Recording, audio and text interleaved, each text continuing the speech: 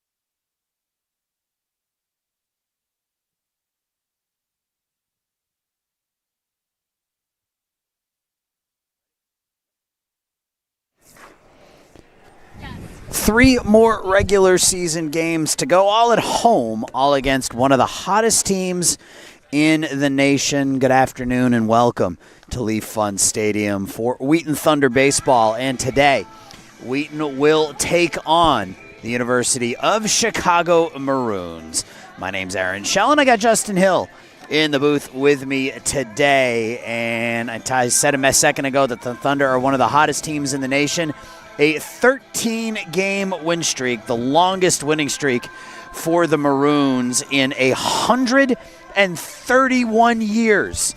The Thunder have a tall task here against a Maroons team that has their longest winning streak since 1895 as they look to snap a 2-game skid. Thunder 16-21. And this weekend, we'll still be keeping an eye, as these games don't matter in terms of conference tournament play, Justin, but we certainly will be keeping an eye on the CCIW schedule today and tomorrow. Right now, the Thunder sit in 6th place in CCIW play. Their conference schedule's done. They finished the year 9-11. North Central is in 5th at 8-9. Carthage is in 7th at 8-10. Really simply, if North Central doesn't sweep Elmhurst, the Thunder are in. The Thunder have the tiebreaker over North Central. They have the tiebreaker over Carthage. So all they have to do is hope that either North Central or Carthage loses one game this weekend, and the Thunder will play next weekend or next week in the CCIW tournament. But we'll keep keeping an eye on that tonight and tomorrow. And on the bump for the Thunder tonight is the 6'8" freshman out of Tempe, Arizona, Carson Greer. Carson is 0-1 on the year.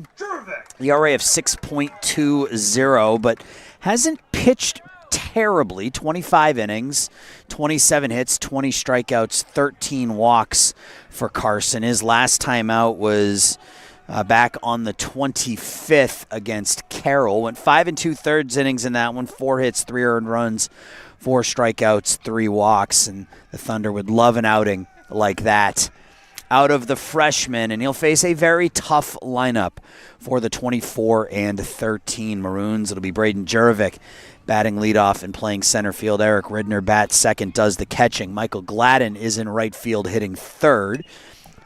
Let's back up over our head. Nathan Bay, the third baseman, bats cleanup. Ryan Bajwani bats fifth out and left. Max Wiesner at first base hits sixth. Ziggy Baraday is the designated hitter batting seventh. Jack Sharp bats eighth, plays short. And Luke Weston is the second baseman batting ninth. Braden Jurovic at .357, 1 home run, 22 knocked in. The University of Chicago all-time leader in both hits and stolen bases. So needless to say, you want to keep him off the base paths. Yeah, and that's kind of the story of this lineup as well, as we take as you were mentioning, quite a few of these guys in the lineup are, they know how to hit the ball, they can get on base. Yeah, they can do it all. Tough lineup, hitting over 300 as a team. It's 1-2 here on Jurovic. Braden, 220 hits in his Maroon career to go along with 91 stolen bases. He's 28 for 29 this year in stolen bases. So keeping him off the bases is going to be huge for Greer. The 1-2 is low, ball 2. And Carson Greer, if that name sounds familiar, he also plays basketball. Not a surprise, 6'8". Yeah. Right, 6'8", 200-pound freshman.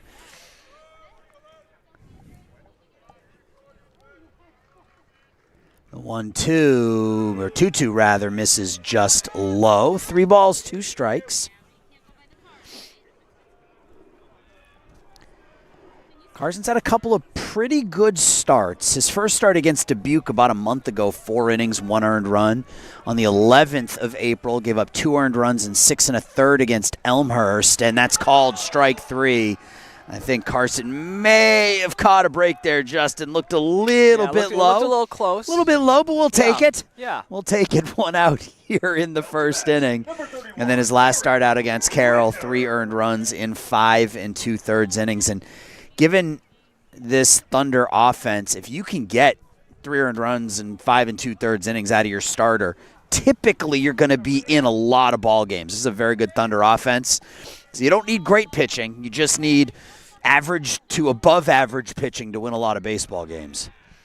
Now here's Eric Ridner. He'll take strike one, and Eric's another one who's sitting atop the Maroons record book. He's hitting .349 on the year, 11 home runs, 42 knocked in. Those 11 home runs are good for second most all-time in a single season. He's also the U Chicago all-time home run king. 28 home runs, first all-time in RBI as well with 162. So a run producer from behind the plate. Eric Ridner, senior out of Potomac, Maryland. He's down in the count here, 0-2. A couple of big bats at the top of this lineup. And Greer handles them both with strikeouts. And, you know, we've talked all year long, whether it's been you and me or, you know, whether I've had Tyler here with me or whether I've had Stephanie here with me. We've talked about the youth of this Thunder team, overwhelmingly freshmen and sophomores, and you see it in spurts, right, from some of these young players, and you see it right here from Carson Greer, the freshman, striking out two of the best players at the D3 level in the state. Yeah, this is a great start for him. Mm-hmm. And this will be Michael Gladden, and all Gladden's done this year is hit .346 with 23 extra base hits. Has 16 doubles, 47 hits. As I mentioned, a very tough. And we haven't even seen their leading hitter from a batting average perspective yet. He bats next. So the first four hitters in this lineup all hitting .345 or higher. Breaking ball called strike two. Okay. A little bit up, but we'll take it. All right, now it's pretty close, but. Well, Greer looking to strike out the side here. Greer with the 0-2. Fastball misses outside, 1-2. Give you the Thunder defensive alignment after this 1-2 pitch to the right fielder, Michael Gladden. Mostly the same defensive alignment you're used to seeing, but with one change due to some outfield injuries. The 1-2 now. Fastball upstairs. Will Clegg at third. Jack Gill at short. Nathan Hedlund at second. Charlie Schofield at first. Hudson Gutwine is getting the start out in left field tonight. Tyler Burr in center. Sean Dimitrovich in right. And Caleb Kelly will start behind home plate. Now the 2-2. That's going to be in there. Called strike three. Carson Greer. What a way to start out the game by the freshman. Strike out the side. Bottom of the first coming up. Maroons nothing. Thunder coming up.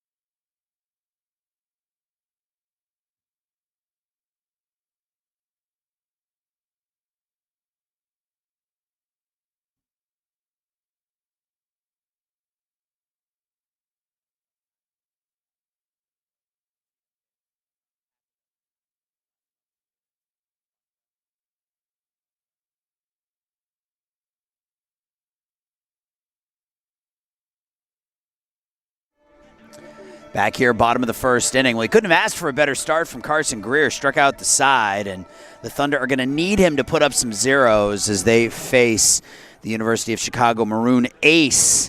This is John Butka, the 6'5" senior out of St. Louis. And some impressive numbers for John this season. 6-0 an ERA of 2.45 on the year. He's given up 45 hits in 47 2/3 innings, but I think the most impressive thing from John this year, 38 strikeouts, just 3 walks, as Tyler Burr hits the first pitch pretty well out to left, but Ryan Bajwani will make the catch. 1 pitch, 1 out here in the first. So John just doesn't walk anybody. Just does not walk anybody. 38 strikeouts, 3 walks on the season. You'll win a lot of baseball games at this level with that walk-to-strikeout ratio. And I think most impressively is he didn't even start the season as a starter. This is just his 7th start of the season. Yeah, and he'll prove to be a tough opponent for a Wheaton offense that is also good. It's a very good Wheaton offense. A little bit shorthanded. We've been without James Scott now for about a month. Here's a chopper up the third baseline. Braden Engel down with an injury again this season. Been a tough season for the sophomore Engel. No Caleb Schauer in the lineup today, which is why Hudson Gutwein is getting the chance out in left field this afternoon. Another chopper to third. The play there by Nathan Bay, and there are 2 quick outs as Mason Dial is retired. Rest of the Thunder lineup after Burr and Dials. Jack Gill at short, Will Clegg will back cleanup, play third. Charlie Schofield bats 5th, plays first. Nathan Hedlund is the second baseman, batting 6th. Sean Dimitrovich bats 7th and right. Caleb Kelly hits 8th and plays catcher. And then Hudson Gutwein bats 9th and plays left field for a Thunder team that's hitting over 300 on the year, 304 on the season. And this has been their best player all season, a superstar sophomore, Jack Gill, at 392 on the year. 5 home runs, 41 knocked in for Gill. He leads the Thunder in virtually every offensive category. Hits, doubles, triples, home runs, runs scored, slugging percentage. He has done everything for this Thunder team. It's been quite a jump for Jack from his freshman to his sophomore year. You look at a 2-1 from Butka. That's on the inside corner, called strike 2. 2-2. If we get through Jack, I'll give you the U Chicago defensive alignment. That's hit to the right side. Nice scoop over there by Weston, and he'll throw out Jack Gill to retire the side. So each team goes 3 up, 3 down in the first.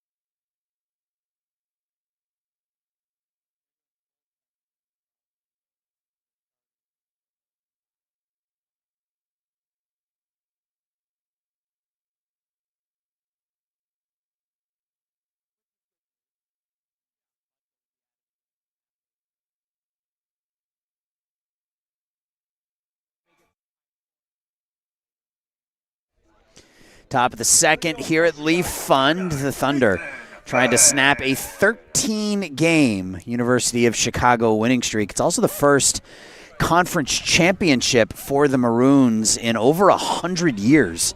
Their last conference championship, they won the Big Ten back in 1913. You know, Chicago used to be part of the Big Ten? I did not. Yeah. Yep, they back in their heyday, if you will, the early 1900s. Yes, that is the last conference championship for the Maroons over 100 years ago. So wow. It's been back-to-back really good seasons for this Maroons baseball team. Here's Nathan Bay, the third baseman. Yeah, Bay is. Go ahead. So yeah, he has 51 hits. Team leading hitter at 367. Those 51 hits, second on the team to Jervik. The 1-1 is grounded fair inside the first base line. Just an inside-out swing by Bay. And he'll truck into second base with a leadoff double. Yeah, that was a great hit right down the line. Yeah, just inside out. Inside out down the first base line. And with Charlie Schofield playing off the line, nothing he could do about that. Now Ryan Bajwani. Bajwani on the year, 278, 19 runs driven in. Bay at second, nobody out here in the second. Bajwani, that's a pretty cool name. Yes, it's one of the names that's definitely on our pronunciation list. Make sure we get it right. The left fielder, look at pitch number 1 from Carson Greer. Twists him off the plate, 1-0. Max Wiesner on deck. And then you want to talk about cool names. Ziggy Baraday is the designated hitter batting 7th. We'll see him a little bit later this inning. 1-0 stays upstairs. 2 balls, no strikes. Greer 15 pitches in that first inning, struck out the side. RBI right here. 2 balls, no strikes. Pitch low, 3-0.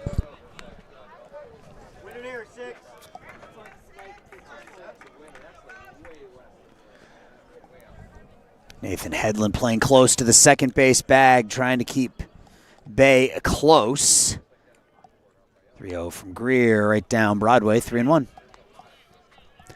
See if Carson can battle back here. Fell behind 3-0, now 3-1 on Bajwani. No score, top 2. Greer, daylight play, almost chucks it into center field, but Hedlund is there to scoop. Got the sun coming out. I wasn't expecting that. Taking advantage of it. Gloves are coming off for a little bit. Yeah, when I left to come here, it was a little cloudy and sprinkling a little bit. Oh, yeah, it was raining on our gear before the game. Okay. The 3-1 chopped foul. That's why we got the big old trash bag here to protect us just in case. Yeah. Yeah, 47 degrees and cloudy at first pitch. Not a ton of wind to speak of. What wind there is blowing in at about 6 to 8. 3 balls, 2 strikes. The count's full on Bajwani. Greer comes set. The 6'8 freshman deals. That's popped to the right. Out of play. It'll stay 3-2. And I know I've mentioned this before, but as we're sitting right behind home plate, whenever we see a foul ball, we, just take a peek upstairs just to keep an eye. Make sure. Make sure it's not going straight up and coming straight back down on top of us. The 3-2. Again from Greer. Long hold, and he deals. Upstairs, ball 4. So first 2 batters reach here against Greer in the second. Bay at second, Bajwani at first. Now Max Wiesner. Max, the first baseman. 281, couple of home runs, 34 knocked in for the sophomore from Granite Bay, California. 6'4", 205-pound righty.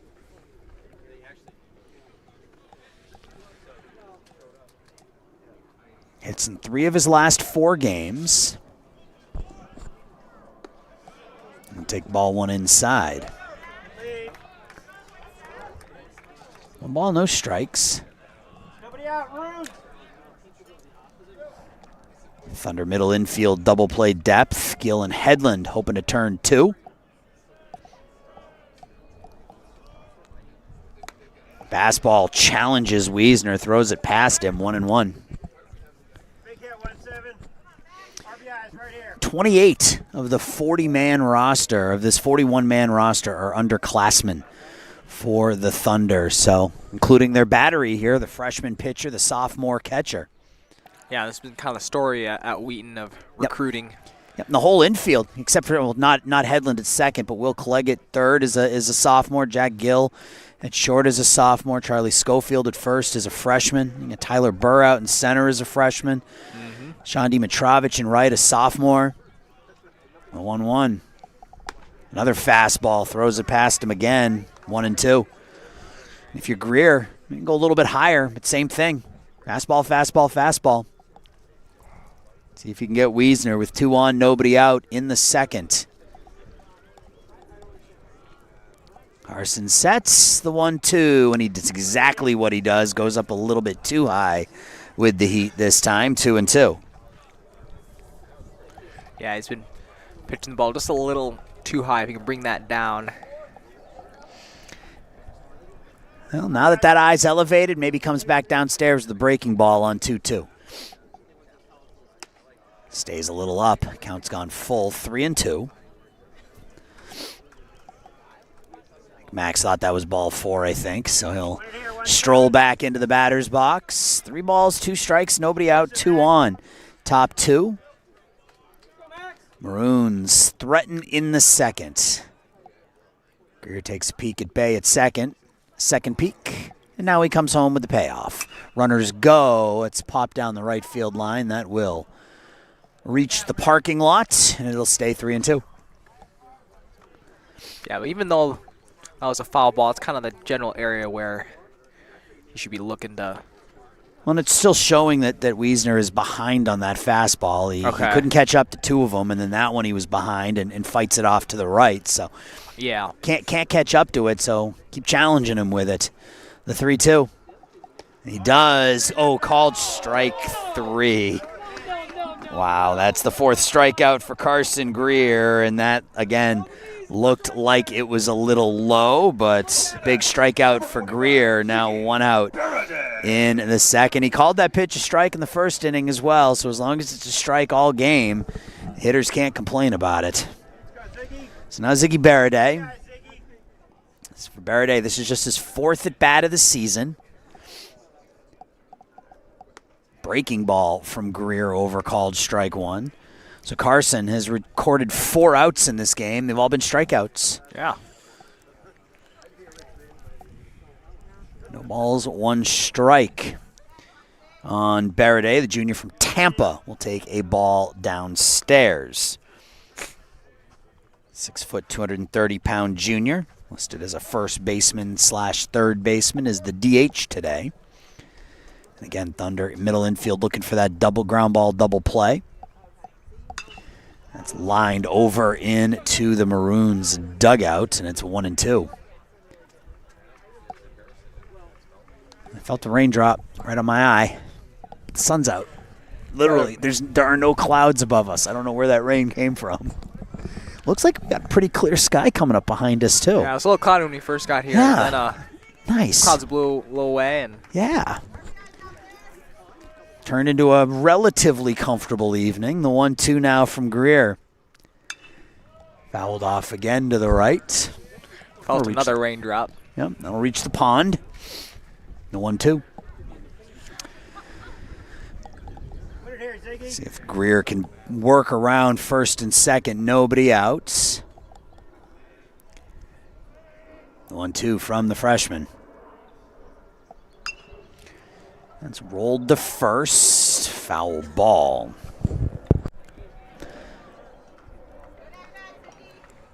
Still 1-2. Win in one of these last 3 games would give the Thunder their most victories in a season since 2022. Already a 5-game improvement on last year when they won 11 games, up to 16 wins today. So far this season.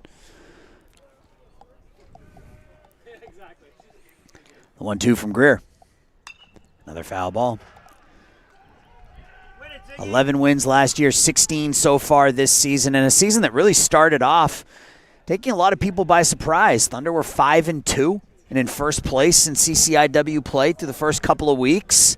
And then came that tough stretch against North Park and Elmhurst. But yeah, the beginning of that season against Milliken and Augustana and North Central, and the Thunder were taking some people by surprise. There's another foul ball by Baraday.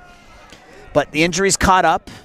Losing James Scott obviously hurts. The offense has struggled a little bit with him out of the lineup. He was such an important part of this lineup, sitting in the 2-hole, getting on base nearly 60% of the time.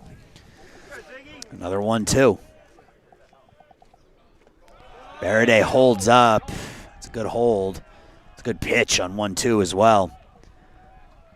2 balls, 2 strikes.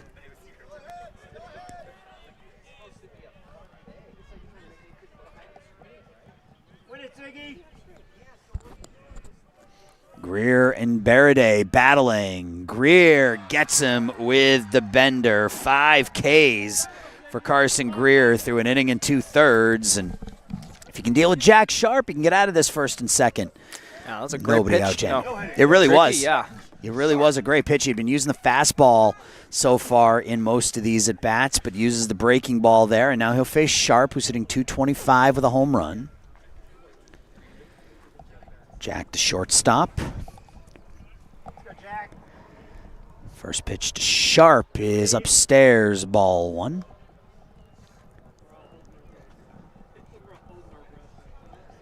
Runner at second's Nathan Bay. He reached on a leadoff double. Ryan Bajwani walked. Max Wiesner struck out. Ziggy Baraday struck out. That's in there called strike 1. 1 ball, 1 strike. Greer is up over 40 pitches already, and that's what happens when you strike out a lot of hitters. You tend to throw a lot of pitches. Got to get that number down if he wants to get deep into this game. It's 1-2.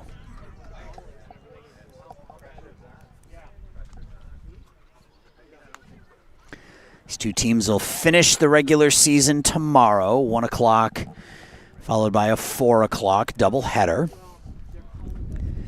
And then, assuming the Thunder make it, the CCIW tournament will start next Wednesday down in Decatur. The home of Milliken, who's had just a tremendous season. 30 wins for Milliken this season. Yeah, 30-8. The 1-2 fouled back. 30-8, 15-5 in conference play. And the Thunder split a pair with them at the beginning of the season. Thunder put up a lot of runs against a Milliken team that has a team ERA of about 2.5. They scored 18 runs in 18 innings against Milliken this season. A lot of scoring. The 1-2 from Greer, the breaking ball down and away, 2-2.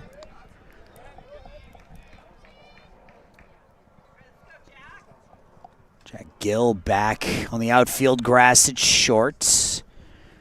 Will Clegg even with the bag at third on the 2-2 from Greer is inside, ball 3. Luke Weston, second baseman, up next.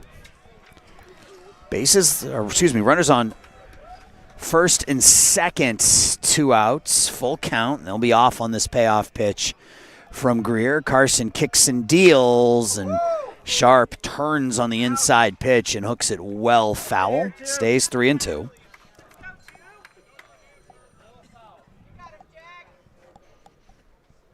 Long inning for Carson. He's had almost 30 pitches in the inning. He threw 15 in the first.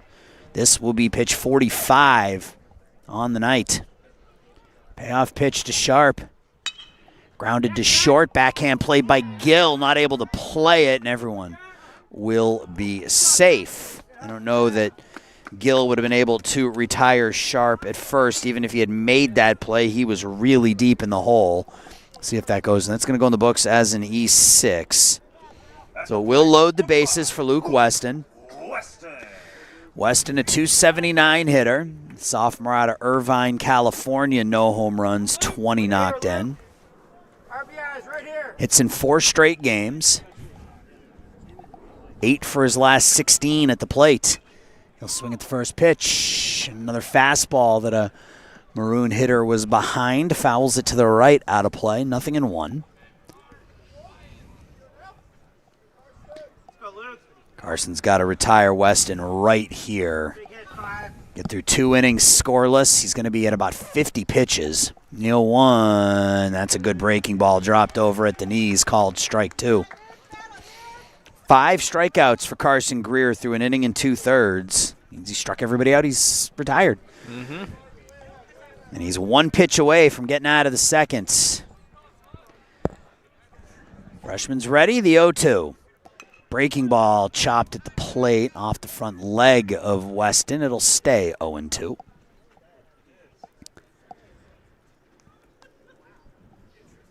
Thunder 16-21 this season. 2022, they were 18-20. That was their best season they've had since. With a win here today, they'll end up with their 17th win. That's fouled down the right field line. Out of play. 16-21, 9-11 in conference play. And started 5-2. So just 4-9 in their last 13 games.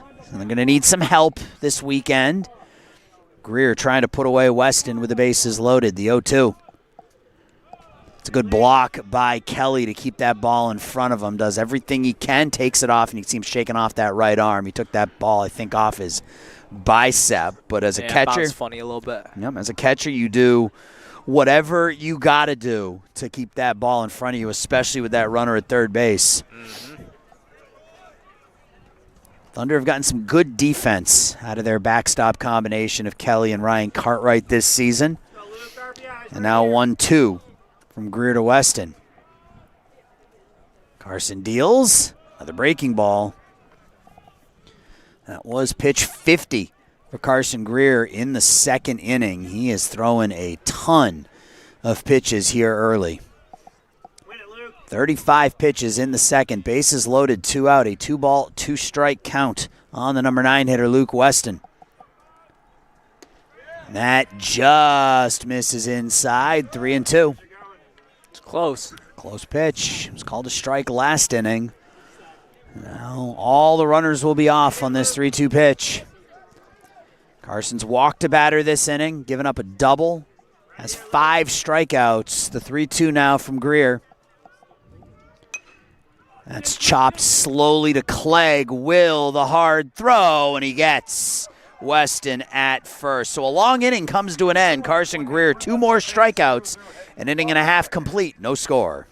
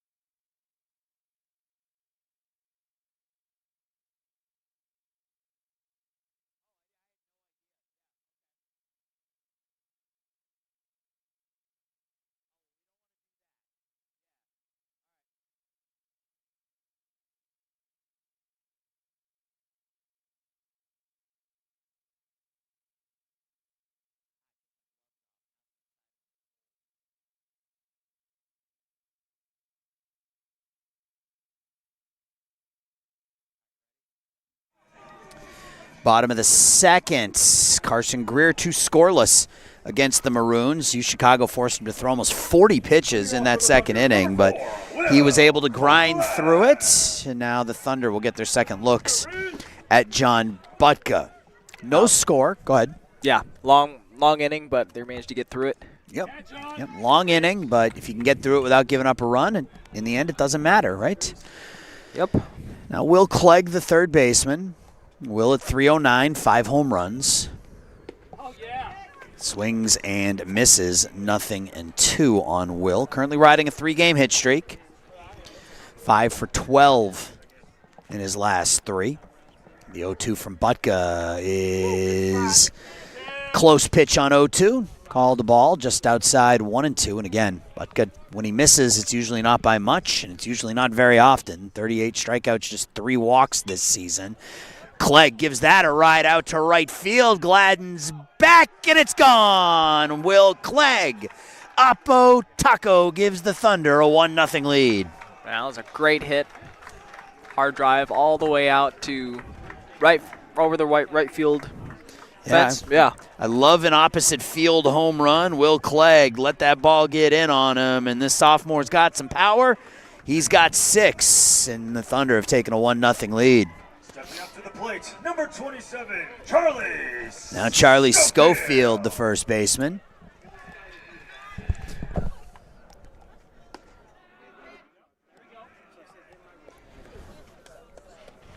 Try strike 1 to Charlie, who's hit 345, no home runs, 34 driven in.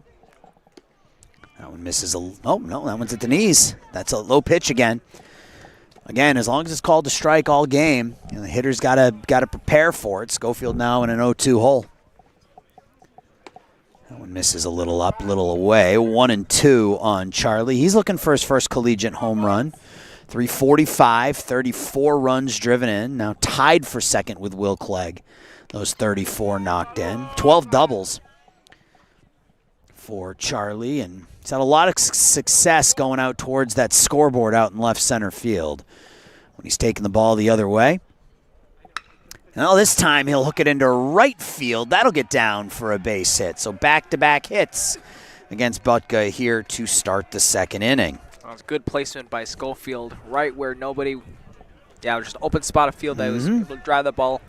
Hits now in 6 out of the last 7 for Charlie, and now Nathan Hedlund. Hedlund at 236, 3 homers, 21 knocked in.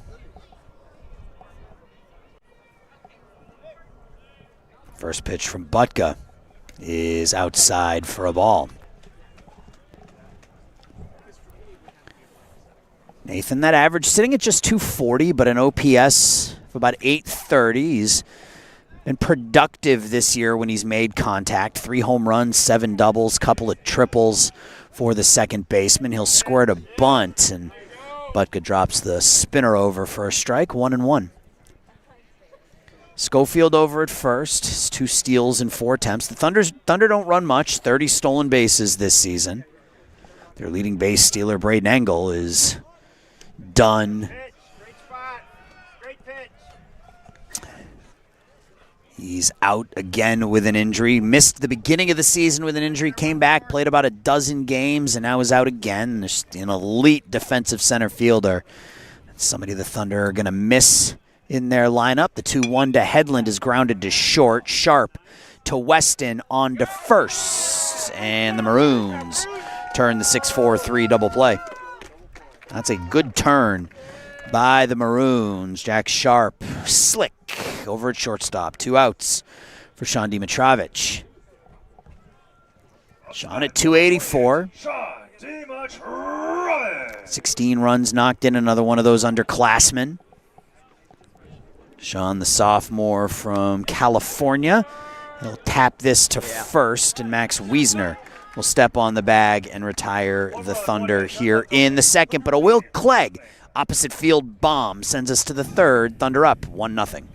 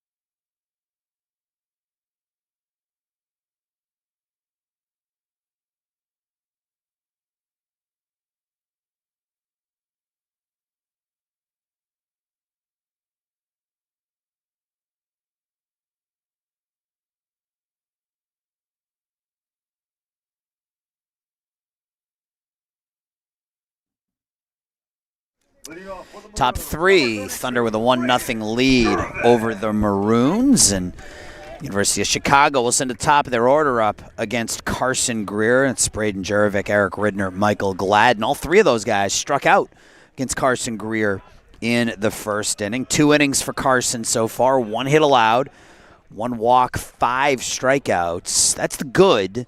The bad is that he's thrown 53 pitches through 2 innings.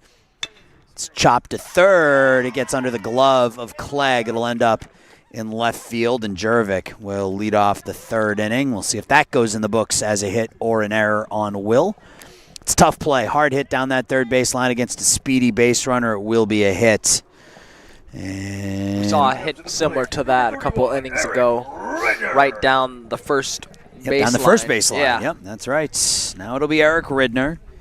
He struck out swinging in the first inning, and it'll be pretty safe to assume that Jurevich is going to go here at some point. 28 for 29 in stolen bases this season. Ridner to third. Clegg gets that one. He'll go to second. Hedlund the turn. And the Thunder go around the horn. So Will Clegg doing it with the bat. Will Clegg doing it with the glove. The Thunder turn the 5-4-3 double play. 2 outs in the 3rd inning. Yeah, and it was almost like Clegg had a second chance at the first one that let through. That's exactly what it was. It was the same play. Will kept that glove down. The ball found it. He made a good throw to Hedlund. Nathan the good turn over to Schofield. 2 outs now for Gladden. It's lined out to left center. Hit pretty well. That'll split the gap. 1 hop the wall, go up over the wall. And Michael Gladden will have his 17th double of the season. Runner at second, 2 outs now for Nathan Bay. And I was just about to say that Carson needed a quick inning. He had 2 outs on 3 pitches as Jurevich swung at the first pitch. Ridner swung at the second pitch. And now, it's still going to be a quick inning if he can get Bay. He's only thrown 4 pitches so far here in the 3rd inning. Bay hit that inside-out ball down the right field line for a double his first time up. 3rd hit of the game off Greer. Good pick by Caleb Kelly on the breaking ball, 1-0. 1 ball, no strikes. And this really is, the games from a conference standpoint, as there's that low strike again, from a conference standpoint, don't mean anything. These aren't conference games, but from a standpoint of who Matt Husted will potentially go to in the playoffs, these games mean a lot.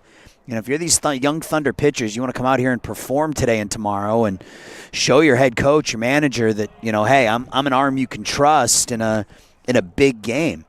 It'll likely be David Levingood getting the start on Wednesday, and it's a 1 game. And that first round of the playoffs is a 1 game. You lose and you're done. So it'll likely be Levingood to start. But after that, who knows? The 2-1 misses outside, 3-1.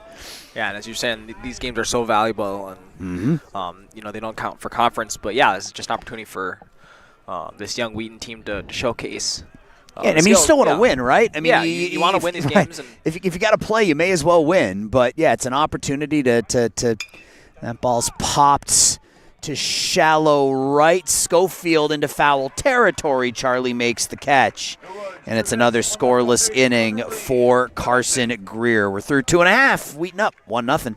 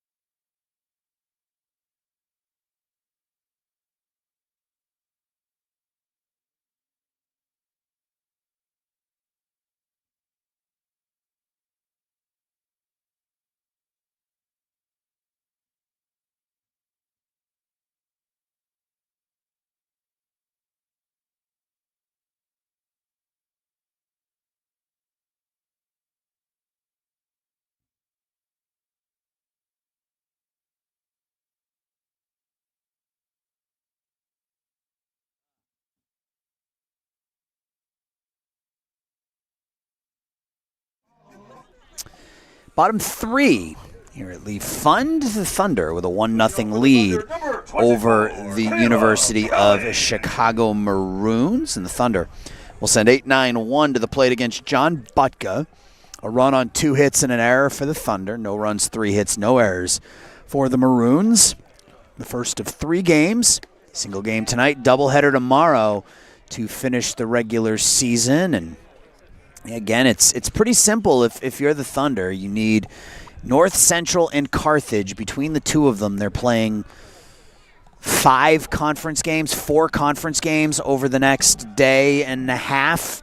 The Thunder need 1 loss out of those 4 games, and they are in. They have the tiebreaker against both North Central and Carthage. North Central 8-9 in conference play, so if they finish 9-11, the Thunder would win. The tiebreaker there's a pitch right in, called strike 3 on Caleb Kelly. First strikeout for Butka, 1 out in the 3rd. Carthage 8-10. So they've got 2 games left. If they finish 9-11, the Thunder hold the tiebreaker as well. North Central is taking on Elmhurst tonight. That ball's lined down the right field line by Hudson Gutwein. This kid can run. He will coast into second. Hudson Gutwein with just his first hit in his 3rd at-bat of the season. It's a 1-out double for the Thunder, and the dugout loves it. That was a great hit, great placement. Just to finish my thoughts, North Central 3 against Elmhurst. So we are Elmhurst fans this weekend, and Carthage with 2 against Augustana. And Augustana's still playing for something too. They're 9-8 in conference play. They could move up the rankings as well. So we're Augustana and Elmhurst fans here tonight and tomorrow. Runner at second, 1 out for Tyler Burr. Fastball in, called strike 1 to Tyler. Burr flew out to left in the first. Thunder up 1-0.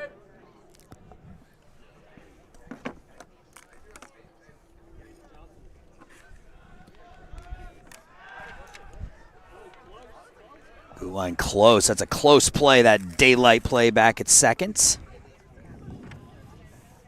Yeah, keeping Gutwein on his toes. That's right. He's been used primarily as a pinch runner this season. Scored 4 runs. Has 5 stolen bases to lead the team. Only 3 at-bats on the year, but leads the team in stolen bases. He's at second with 1 out in the 3rd. And an 0-2 count on Burr. Tyler came in at .389. It's back-to-back 3-for-4 games in his last 2. Chopped back to Butka. We'll look back Gutwein and retire Burr. So Tyler's 0-for-2.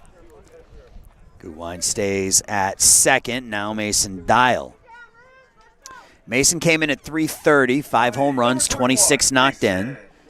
He's been hot as of late as well. 5 multi-hit games in his last 9, hitting north of 400 in that stretch. Use a 2-out base hit here. Bring home the speedy Gutwein. That's called a strike. Yeah, it's that low strike again. I had to wait a second as Ridner caught that ball off the plate, but I guess it was over the plate when it crossed. The 0-1 on Dial.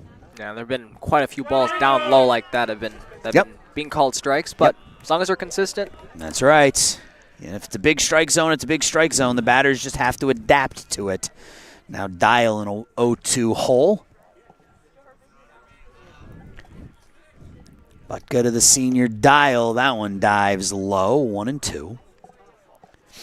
Only run of the game off the bat of Will Clegg. Opposite field solo home run to right last inning. The 1-2. And he didn't go. Pitch a little bit high, 2-2. Mason, 28 strikeouts, 22 walks. Those 22 walks, second on the team. The 2-2. He's going to be out there. Yep, called strike 3. It's been a strike all day. Yep. It's a strike here to end the 3rd. Thunder strand a runner at second as we go to the 4th.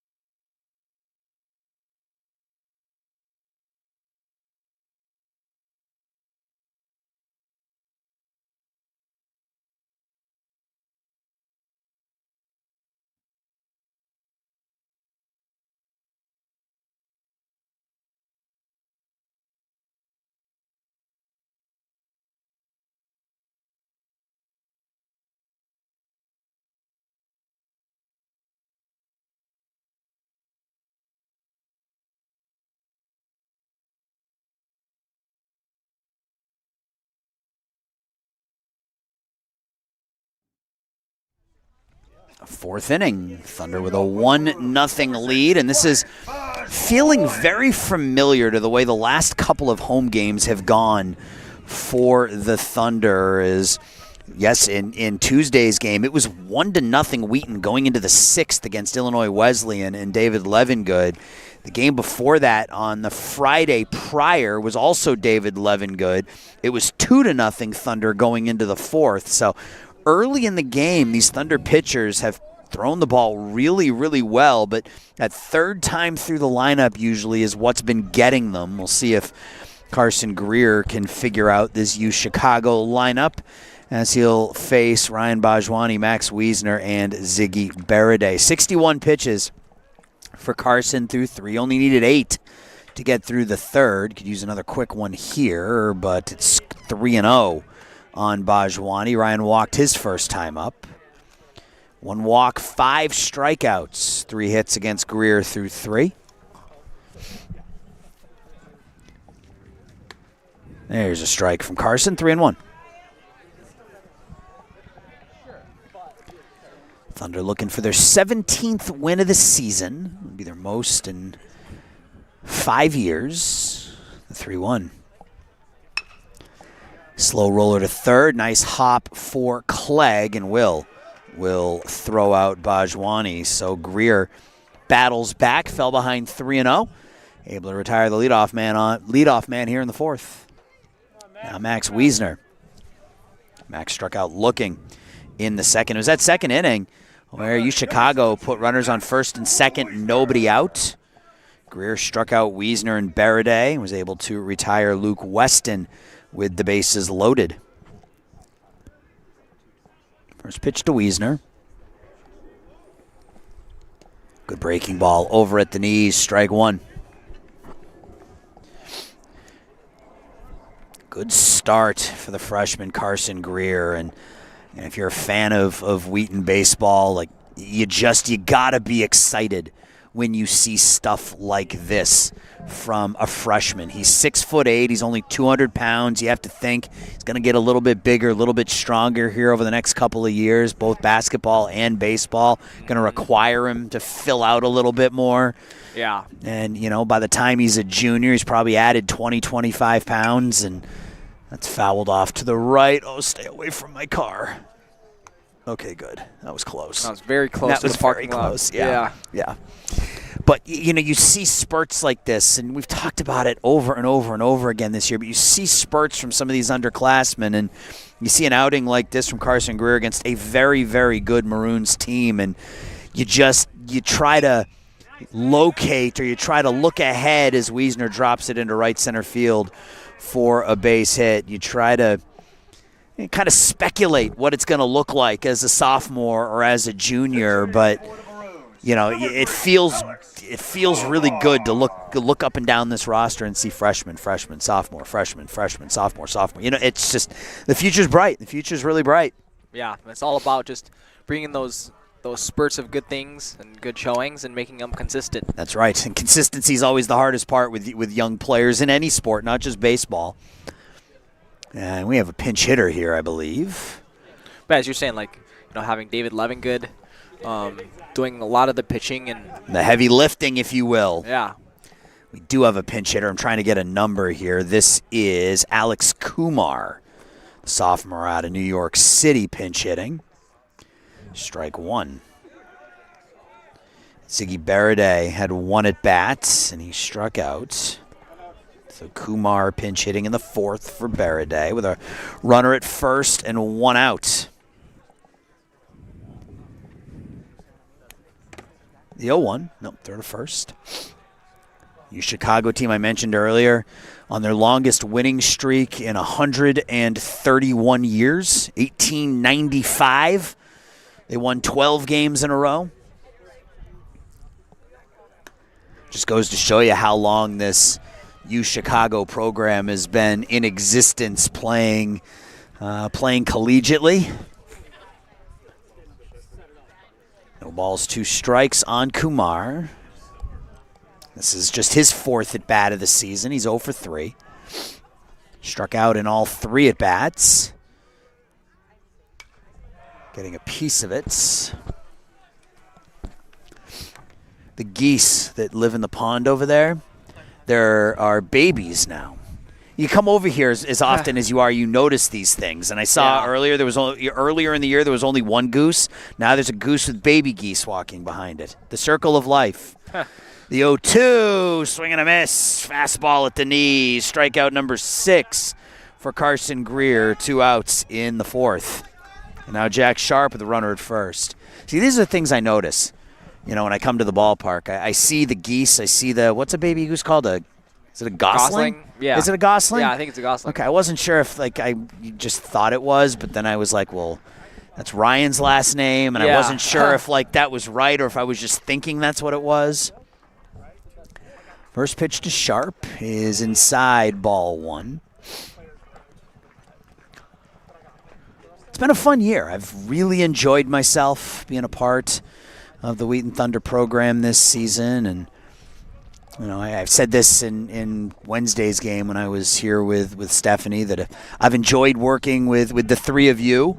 It's been a lot of fun. I enjoy working with people who want to do this for a living. It's kind of that whole giving back side of things. I had a lot of people help me out when I got started in the industry, so anything I can give back, I love to do. So, yeah, this is my first year doing play-by-play in color for sports in the fall. I started with soccer. And, as we moved into winter, basketball and volleyball, and then baseball now. And only way you're going to get better is to do it. One thing I tell most new broadcasters is never say no to an opportunity, because the only way you're going to get better at it is to do it. This is grounded to short. Gill will whip it to first, retire his opposite number, and we'll talk a little bit more about that when we come back. Bottom of the 4th, forced scoreless for the freshman, Carson Greer.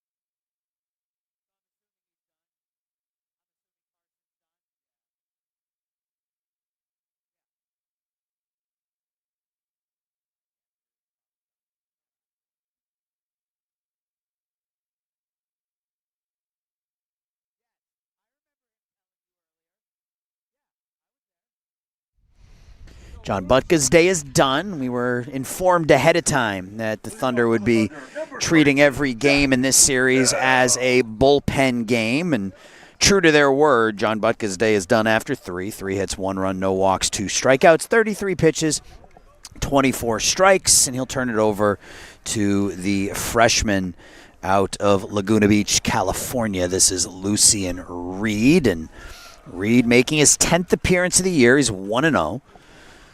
2.08 ERA, just 2 earned runs allowed in 8 2/3 innings. He has 7 walks, 8 strikeouts in his now 9 1/3 innings. It's fouled off by Gill. 1-1 on Jack. Jack grounded out to second back in the first.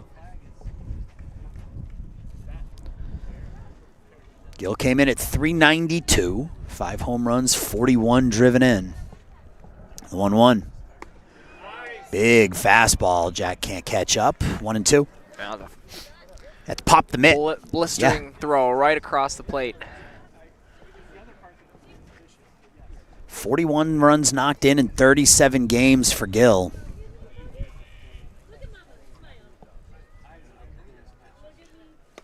Fastball at the knees, called strike 3. 1 out here in the 4th inning. And again, that low pitch right at the knees. Yeah, it's tricky because it'll break right at the last second. It's been called a strike all evening long, and it's called a strike here on Gill. Now Will Clegg hit his 6th home run of the season back in the 2nd inning. Reed's first pitch to Will is in, called strike 1. Only run of the game. We got word in between innings that Carson Greer's day likely done after 4. But 4 scoreless against this Maroons team, you'll take it. Now we just got to find 5 innings out of the bullpen, and that's been the challenge this year for the Thunder, is consistent bullpen work. They're going to need it today, as they're only up 1. Nothing in 2 on Clegg.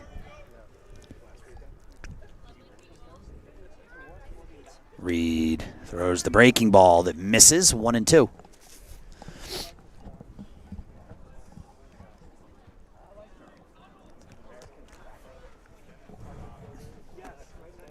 One ball, 2 strikes.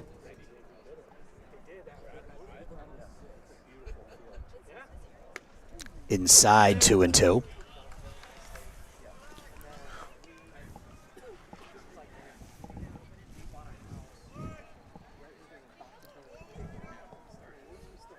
One out, nobody on here in the 4th. Reed with a 2-2 to the Thunder third baseman.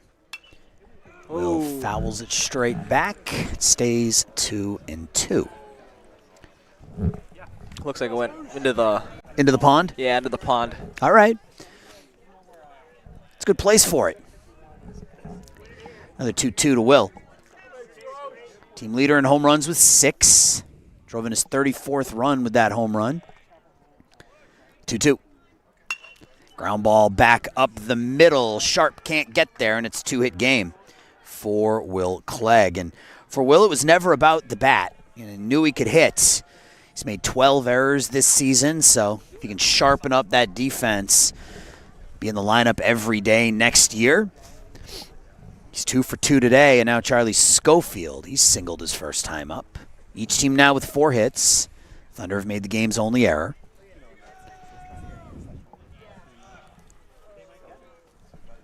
First pitch to Schofield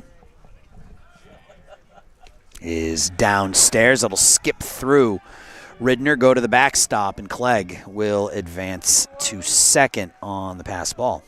So runner in scoring position for the Thunder now in the 4th. It's the one thing Wheaton struggled with here lately, is when they get a lead, is extending it. And you get a 1-run, 2-run lead, you have an opportunity to push it to 3 or 4, and that's just something they haven't been able to do. We'll see if Schofield can pick up Will here. There's a strike. 1 ball, 1 strike on Schofield. It's a good guy to do it. Second on the team in runs knocked in with 34. Good contact guy. 18 walks, only 12 strikeouts and 140 at-bats for Charlie this year. Down and in, 2-1.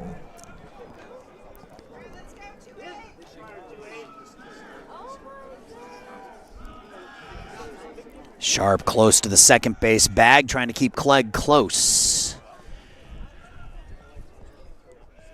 2-1 to Schofield is lined. Nice catch made by Sharp, and he was shaded up the middle, and if he was playing his natural position, that's a line drive right at him, but because he was playing up the middle at a range pretty far to his right, made a nice play. Probably saved a run for the Maroons right there, and now it'll take a 2-out hit from Nathan Hedlund. That was a great catch. Hedlund grounded into a 6-4-3 double play his first time up. Nathan's had some big hits this year for the Thunder as that pitch doesn't break, 1-0. Couple of bases clearing doubles. Talked earlier about how batting average may be a little bit light, shade under 240, but that 829 OPS, he leads the team in walks, so he gives Matt Husted some good at-bats. 2 balls, no strikes. If Nathan reaches, Dimitrovich would hit. This was the first time in John Butka's starting career this year for the Maroons, where he's gone less than 5 2/3 innings, but it was expected today. And 2-0. Headland to the right side off the end of the bat. Wiesner will flip it to Reed. And the Thunder are retired. To get a runner to second with 1 out, can't bring him home. We're through 4, 1-0.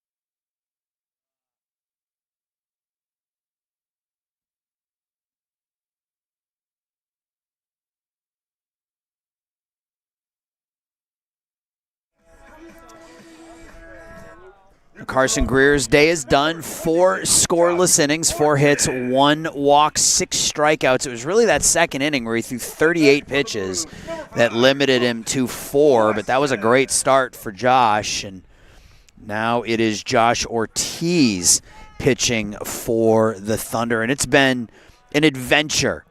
Is probably the best way to put it for Josh over his last 4 appearances, 7 1/3 innings. He's only given up 3 earned runs, but he's walked 12 and struck out 13 in 7 1/3. He's got a huge arm, but sometimes doesn't always know where the ball's going. 0-1 on the year. Yeah, an adventure is a great way to put it. 23 strikeouts, 25 walks in 15 innings this season for the junior out of Little Canada, Minnesota. It's 2 balls, no strikes on the number 9 hitter, Luke Weston. Let's pop back, and when you got the arm that Josh has, you can get yourself into trouble with the walks, but then you can also get yourself out of it with the strikeouts. So that's been sort of his recipe here, is he'll put guys on with the walk, but then he'll strike everybody else out. The 2-1 to Weston, or to Weston from Ortiz is high, ball 3. A great start for Carson Greer. Again, it was just that second inning where he threw 38 pitches. And even in that inning, he only walked 1. The Maroons just put a lot of contact on the baseball. 3-1 from Josh.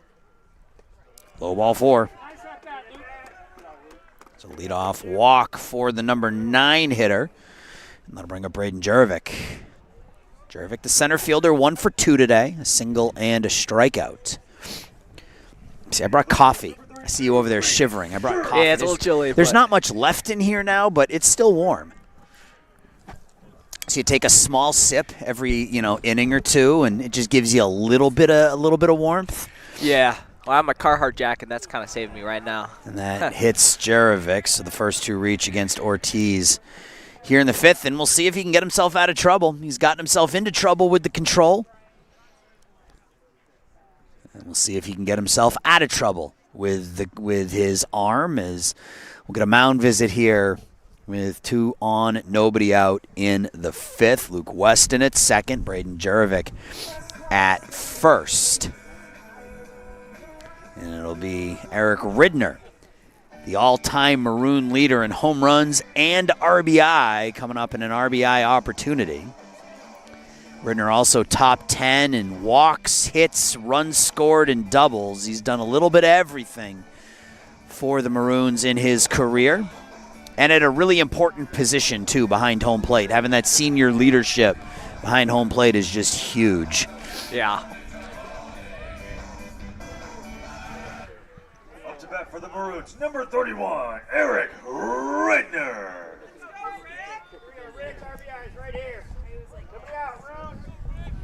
First pitch to Ridner from Ortiz. 2 on, nobody out in the 5th. High ball 1, and this is following a similar pattern to some of the games we've seen lately for the Thunder, where first 3 or 4 innings, the pitching looks lights out, and then it sort of goes sideways in the middle innings, and then the Thunder are scrambling late to try to play catch-up.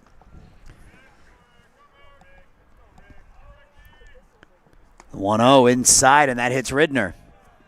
So back-to-back hit batters, and the bases are loaded with nobody out.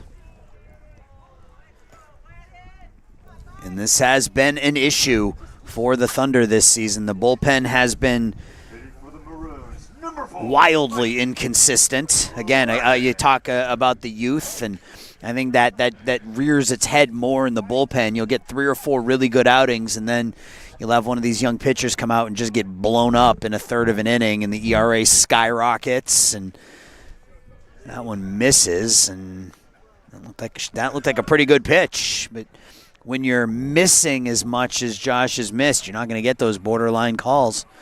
The 1-0 to Gladden. That's in there for a strike, 1-1.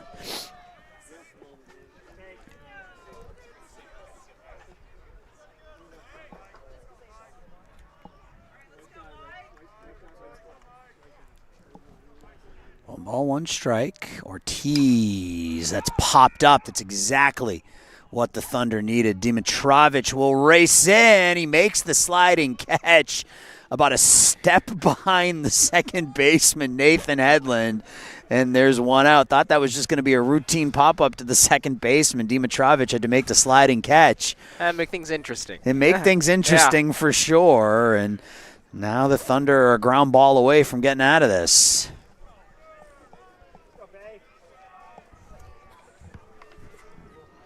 Nathan Bay, 1 for 2 today.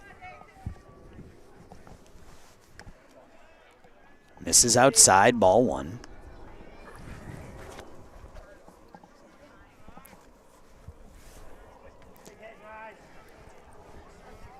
Bases loaded, 1 out. And that catches Bay in the helmet. Yeah, that was high, and it was a breaking ball, fortunately, for everybody, but that's the 3rd hit batter in the inning. And we're tied at 1. So a walk and 3 hit batters in the inning. It's good to see that he's okay, though. Yep, that breaking ball, I think, just glanced off the top of his helmet. He's all right. Base is still loaded now. And a tie game for Ryan Bajwani. So for Bay, that was RBI 31, and in a painful sort of manner, but it still counts as an RBI. Ball 1 inside. Ortiz, 14 pitches, just 6 strikes so far. He's walked 1, hit 3.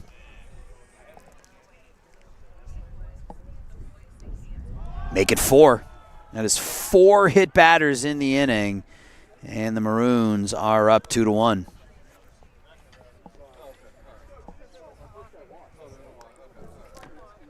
Maroons have scored 2 runs on no hits, haven't hit the ball out of the infield, but they have 2 runs in the inning. And this is what we were talking about with Josh. I mean, he has a massive arm, and he can be overpowering when he is in the strike zone, but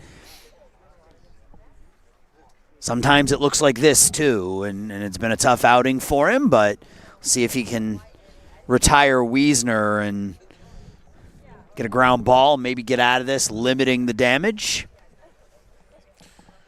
He's had some good appearances this season.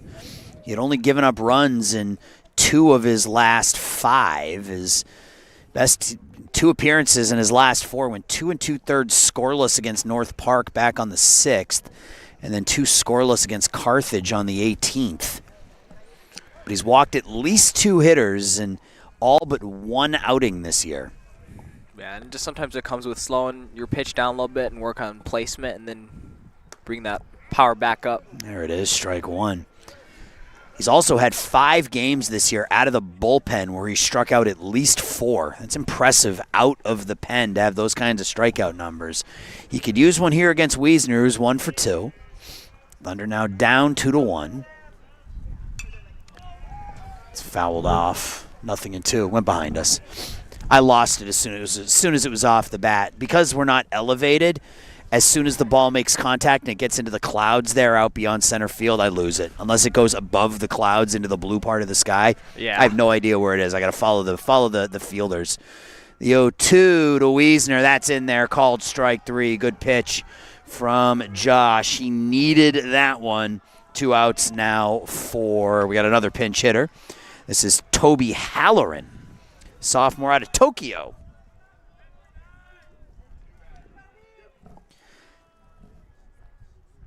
Third man to bat in this 7 spot in the lineup. For Halloran, this is his first at bat of the season. Number 39, Toby Halloran. Just his 2nd appearance of the year. It's his first collegiate at bats. And he'll take ball 1 inside. 5'10", 180-pound catcher. Probably not going to get a lot of playing time at catcher when you've got Eric Ridner playing in front of you. Fouled off. 1 ball, 1 strike. This is a big at bat here for Josh Ortiz. If you can get out of this giving up just the 2, I think you take that. It's now just a 1-run game. But we saw this in the game on Wednesday against Illinois Wesleyan with David Levengood on the mound. Really the same exact situation. The Thunder had fallen behind by a run, and the Titans had had the bases loaded with 2 outs against Levengood against the number 9 hitter, and David gave up a 2-run single, and all of a sudden it was a 4-1 game, a game the Thunder would lose 4-3. So these at-bats in the middle innings are huge. Yeah, as I was saying before, consistency is key here. 1-2 to Ortiz is fouled straight back. Not quite far enough to reach the pond. 7 strikeouts for Thunder pitching today. Just 2 walks so far, but 4 hit batters in the inning by Josh Ortiz have given the Maroons a 2-1 lead. This garbage bag is starting to get... that's lined into left, down in front of Gutwein, and just like on Wednesday, the Thunder unable to get the big out with the bases loaded in the 5th. Toby Halloran with a 2-run single to left, and it's 4-1. And we talked about Josh and how he's been able to work around some of these big innings with his stuff, but isn't able to do it today, and he will get the baseball taken from him after giving up 4 runs in 2/3 of an inning here in the 5th.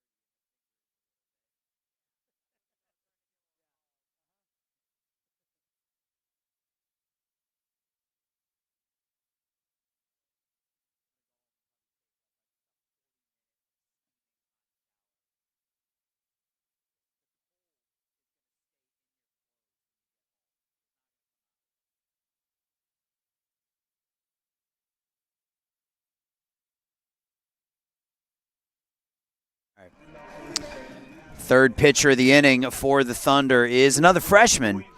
It is Jack Mazurowski. Mazurowski 1-0 on the year. 19 strikeouts for Jack.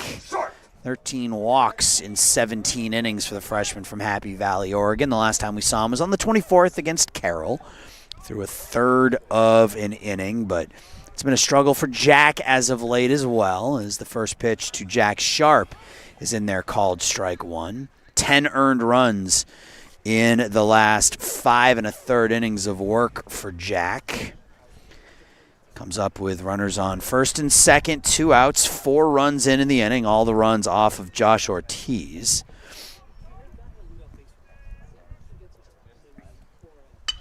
That's hit to Sharp hit to Gill at short, and won't be in time. Jack Sharp will beat it out, an infield single, and the Maroons have batted around here in the 5th. Ninth man to hit was Jack Sharp, an infield single. Now Luke Weston, who's 0 for 1. He led off the inning with a walk.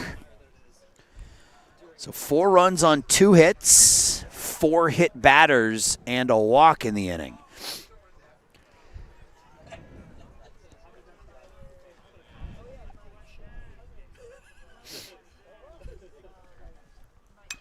First pitch swinging, pops to the right, and out of play. 0-1.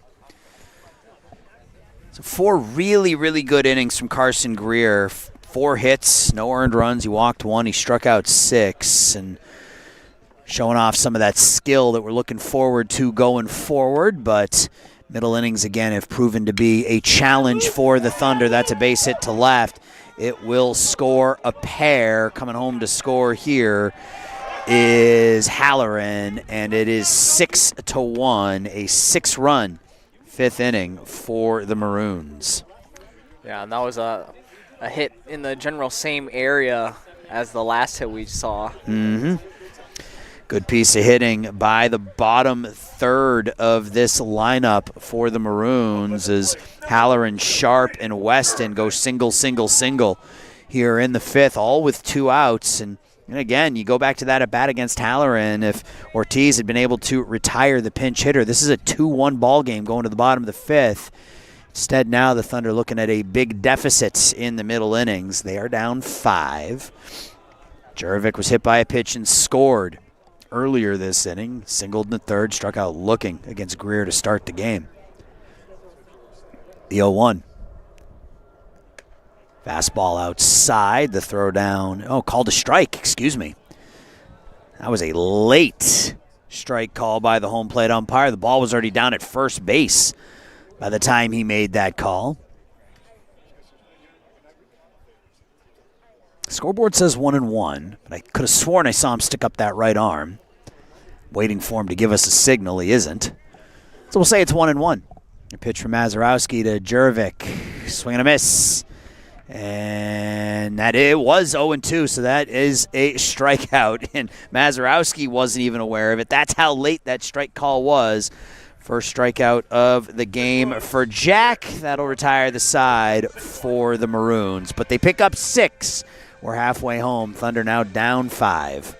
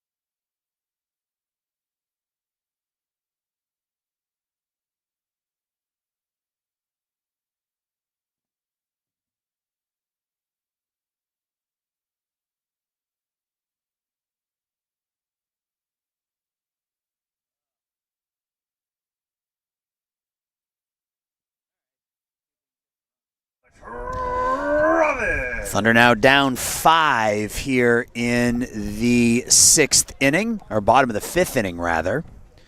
Lucian Reed, his 2nd inning of work.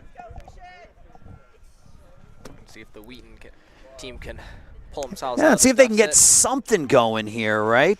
They haven't really had much offense to show here in this one. A couple of hits by Will Clegg, a home run, but yeah, it's been a tough sledding against a good U Chicago team as Dimitrovich fouls it off to the left.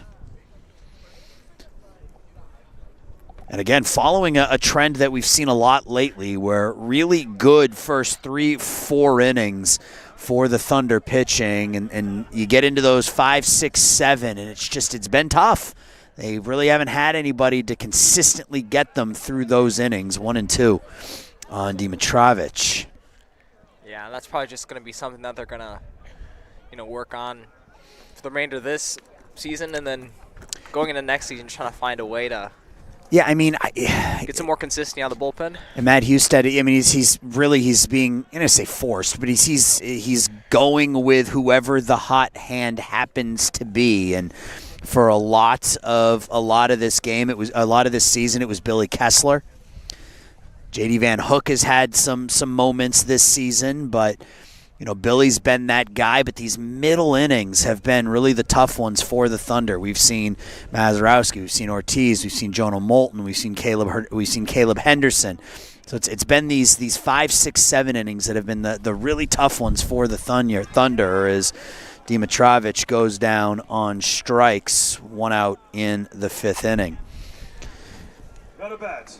We've seen some good starting pitching as well. I mean, David Levengood, the record, he's 4-6, but he had a 3-week span where he was one of the best pitchers in the nation. Alex Bagley's been pretty consistent all year. We saw Carson Greer today pitch fantastic. So they've gotten some good pitching. They just haven't gotten enough of it, as the team has a team ERA of about 7.5. That's rolled foul off the bat of Caleb Kelly, 0-1. 6-1 Thunder trail here in inning number 5. 2 more games tomorrow against a U Chicago team that's won 13 consecutive ball games. Their last loss was, I gotta scroll back here to find their last loss. It's been a while. Chopped in front of the plate. It's foul.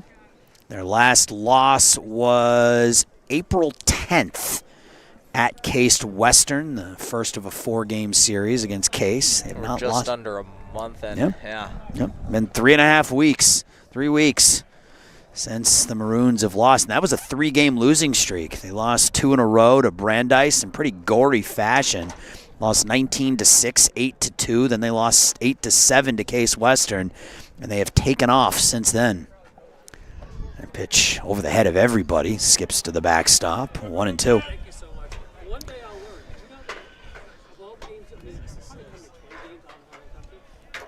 We started the season 3-6, and that included a 3-game sweep at the hands of the number 19 team in the country, Pomona Pitzer, 31-3, 14-5, and 25-5. So to say that they've turned it around would be an understatement. After that 3-game series there, getting outscored 70-13 in a 3-game series. Yeah, that's pretty crazy. 2 balls, 2 strikes on Kelly.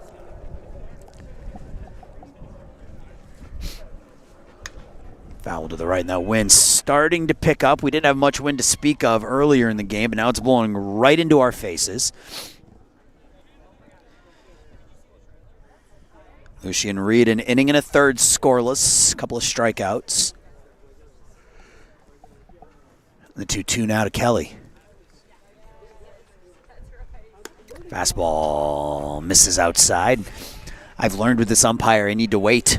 Yeah. The delay on his call, so I got to wait before I make my call. But it's been a good at-bat by Caleb. He fell behind 0-2. He's worked it full. And now the 3-2. Ball 4. Good at bat by Caleb as he draws a 1-out walk. Now Hudson Gutwein Hudson doubled down the right field line. His first hit of the season and just his third at bat. He was stranded at second, however.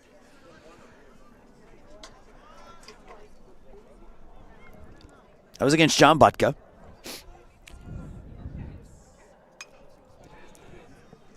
Fouled out of play, 0-1. I'm curious what the feels like temperature is out here right now, because my phone says that it is. My phone says that it is 48 degrees, 43 degrees right now. I don't believe that. Yeah, feels a little colder than that. Yeah. Let's see. What it feels like is it's in here somewhere. 38. Yeah, that feels about right. Yeah. Feels about right. We're about 15 degrees below our average temperature this time of year. This is supposed to be baseball season. This is May 1st. That goes to the backstop. Caleb Kelly down to second on the wild pitch. We're into May. It's not supposed to be this cold in May, right? Yeah. I mean, I'm not crazy, right? I know it's still technically spring, but this is like beginning of spring weather, right? This is March weather. I mean, the weather's kind of been all over the place. That's very true. We've That's had very true. weeks where it's like 80 degrees and then the next day it's 40. Yeah. Yeah. Or even overnight, too. The 2-1. Crazy. We did a game. I did a doubleheader here earlier this season with Tyler Collison, and it was the beginning of April, I think. Okay. And I got a sunburn on the back of my neck because it was like 75 degrees and gorgeous outside. And yeah. And today I'm bundled up like it's winter. And I don't have enough layers. I mean, I have thermal underwear. I have fleece PJ bottoms and then jeans on. And on top, I got 5 layers. And it's still just cutting through everything. Yeah, it's just the wind's coming right at us and biting through all of our I got T-shirt. coats. I got a T-shirt, a long sleeve shirt, a hoodie, my Wheaton pullover, and my winter jacket. And I'm still freezing. Maybe I'm just weak. Maybe that's all it is. No, is it that cold? It's like we just get our hopes up and we're ready for the warm weather, and then Windy City just to surprise us with. Well, the 8-9 hitters for the Thunder with a bit of a surprise here. Back-to-back walks, 2 good at-bats by Caleb Kelly and Hudson Gutwein. I'm going to bring up Tyler Burr. I mean, Tyler can warm things up in the ballpark here a little bit. He's 0 for 2 today, flyouts and a ground out. 23 runs knocked in for Tyler, 14 doubles this season for the Thunder center fielder. He'll take strike 1.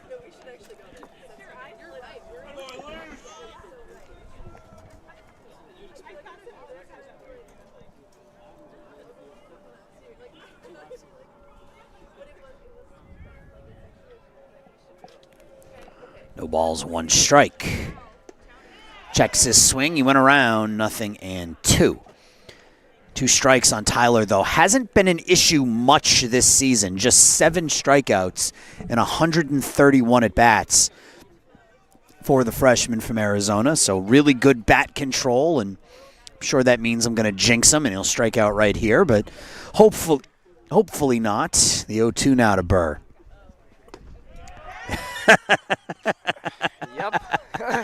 Oh, baseball, you are evil, as that's in there called strike 3 as Burr strikes out for the 8th time this season. 2 outs now for Mason. Dial 0 for 2. You've heard of the announcer's jinx. I don't personally believe in it, but when something like that happens, it's hard not to. Yeah. It truly is. Like I'm the kind of broadcaster where if a pitcher's throwing a no-hitter, like I won't say it because I know if he gives up a hit, he'll blame me, and I don't want that heat. But like I would have no problem saying it. Yeah. Which is why I say things like Tyler's only struck out 7 times and 131 at bats, even though he's got 2 strikes. The 0-1, it's fouled. Oh, heads up. That's off the pole and right back onto the field. So last year, my summer job is I'm the broadcaster for the Chicago Dogs baseball team based out of Rosemont. We were on the road. We were going somewhere. I don't remember. We were on the bus. And one of the players said, all right, I want everybody to send me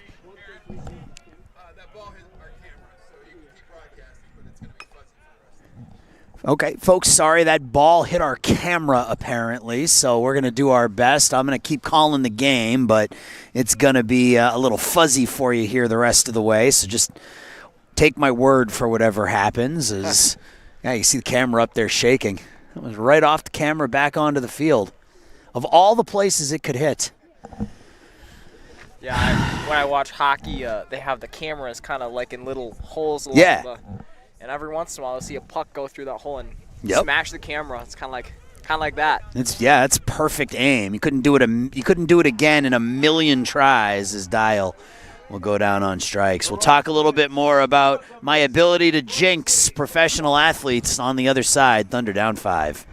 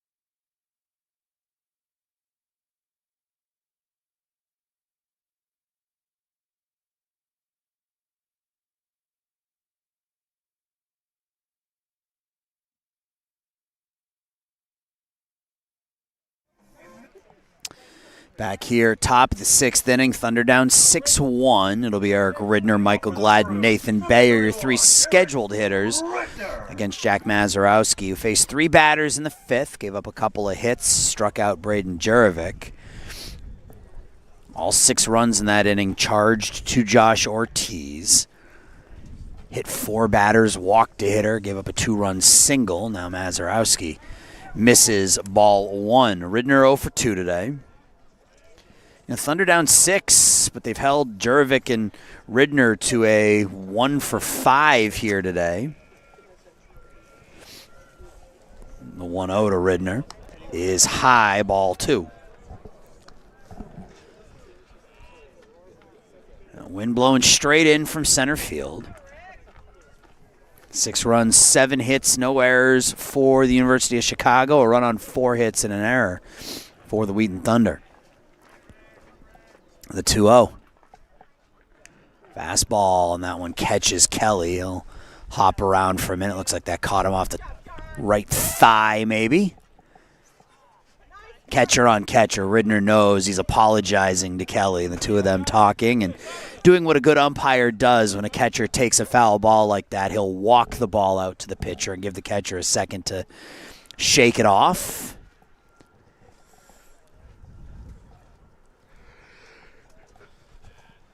This game started out promisingly enough. Thunder with a 1-0 lead through 4. Carson Greer was locked in. 6 strikeouts, no earned runs in 4 innings, but a 6-run 5th for U Chicago. 2-1 now to Ridner. Swing and a miss. That's a good pitch. A frisbee slider there is what they call that from Mazurowski, and it's 2-2. Yeah, I've noticed this as he's pitching. He likes to do a little bit more sidearm than over the top, and that kind of adds a little bit more of a curve or a bend to it whenever. changing up the arm angle a little bit, trying to keep those hitters off balance. The 2-2 now from Jack is in on the hands, popped up. Will Clegg will make the easy catch. Ridner now 0 for 3. 1 out in the 6th. Now, when someone pitches sidearm, how much does that affect the break of the ball when it comes across the hole? I think it's more about the angle that the Okay. ball's being released from. You know, if you're a righty and you have somebody, if you have a right-hander throwing a sidearm pitch, it almost feels like the pitch is coming from behind you. So it can be hard to pick up the timing. But there's also, it tends to break more horizontally because of how it's released. It's being released from the side, so it's going more naturally from a right-hander's perspective, going more right to left than over the top, which is going to be, you know, starts up top and breaks down or breaks in. Yeah. So there is typically some more horizontal movement, but it's more the release angle of the ball and how you have to adapt to that. 1 ball, 1 strike here on Mike Gladden. Gladden 1 for 3 today. Doubled to left in the 3rd. And he went around, so it's 1 and 2. Last time up, he popped to right. That's what it goes into the scorebook as, but Sean Dimitrovic made the catch about a step off the infield grass. The 1-2 now to Gladden. Mazurowski looking for strikeout number 2. The freshman kicks and deals. It's popped up on the other side of the infield. Charlie Schofield makes the catch. So we get a pop out to 3rd. We get a pop out to 1st. And there are 2 outs in the 6th for Nathan Bay. We haven't seen a lot of loud contact by the Maroons today. They have a couple of doubles, but Nathan Bay's was an inside-out swing down the right field line. Really, Michael Gladden's was hit hard. And then the single by Halloran, the single by Weston. But that 5th inning really was made by the 4 hit batters. First pitch strike. Bay 1 for 2. He doubled, popped out, was hit by a pitch, driving in a run in the 5th. He was hitting the helmet. Curveball by Ortiz that stayed inside. The 0-1. It's in there, called strike 2. Mazurowski's now retired 3 in a row since giving up back-to-back singles to enter the game. 0-2.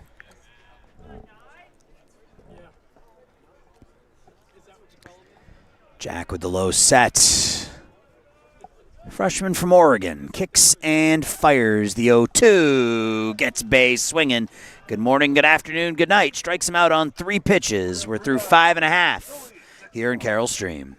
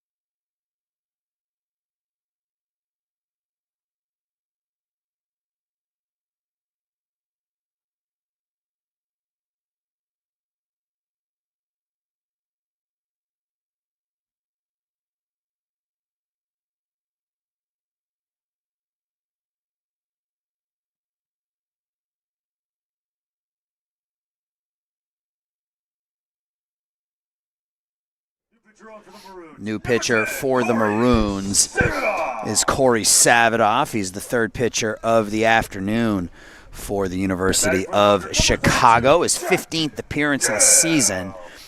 1-3 on the year with an 8.20 earned run average, but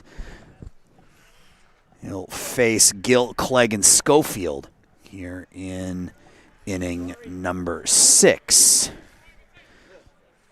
My Wi-Fi dropped. Uh-oh. Still have mine.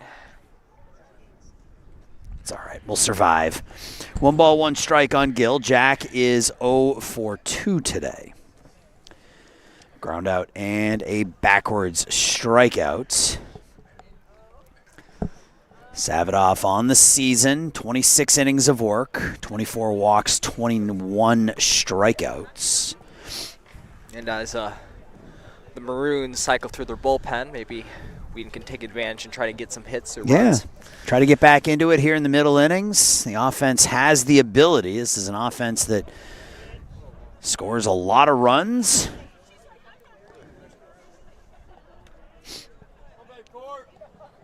For Savadoff, it's really been a tale of 2 seasons. As a starting pitcher, he really struggled with his control, but out of the bullpen for a while as Gill skies it to center. The catch is made by Jerovic for the first out in the 6th. This is his 7th appearance out of the bullpen, covering about 10 innings of work. He's only walked 2 in his last 10 innings. He had an appearance against Pomona Pitzer where he walked 7. Another appearance against Franklin where he walked 5. So moving to the bullpen, he's figured some things out, and he'll face Will Clegg, who's 2 for 2 today. Holds up here. Will a single and an opposite field home run. Back in the 2nd inning, that gave Wheaton a 1-0 lead. That was off John Butka. Breaking ball high.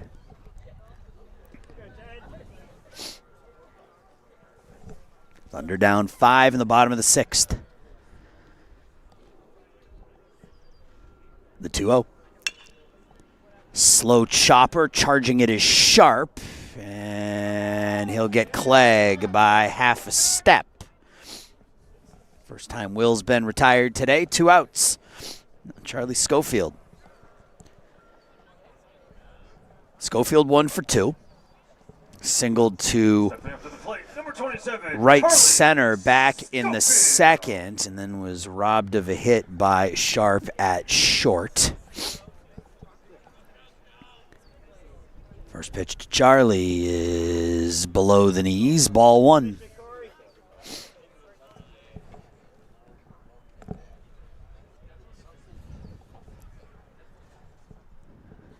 The 1-0.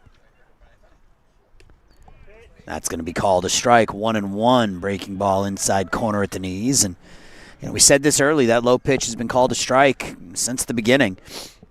Hitters got to be used to it at this point, or at least adjusting to it. There's a strike on the other side of the plate, and it's 1-2. The scoreboard says 1-1. I do believe it is 1-2. Yep, you're right. On Schofield. Slapped foul, and now the scoreboard catches up. Stays 1-2.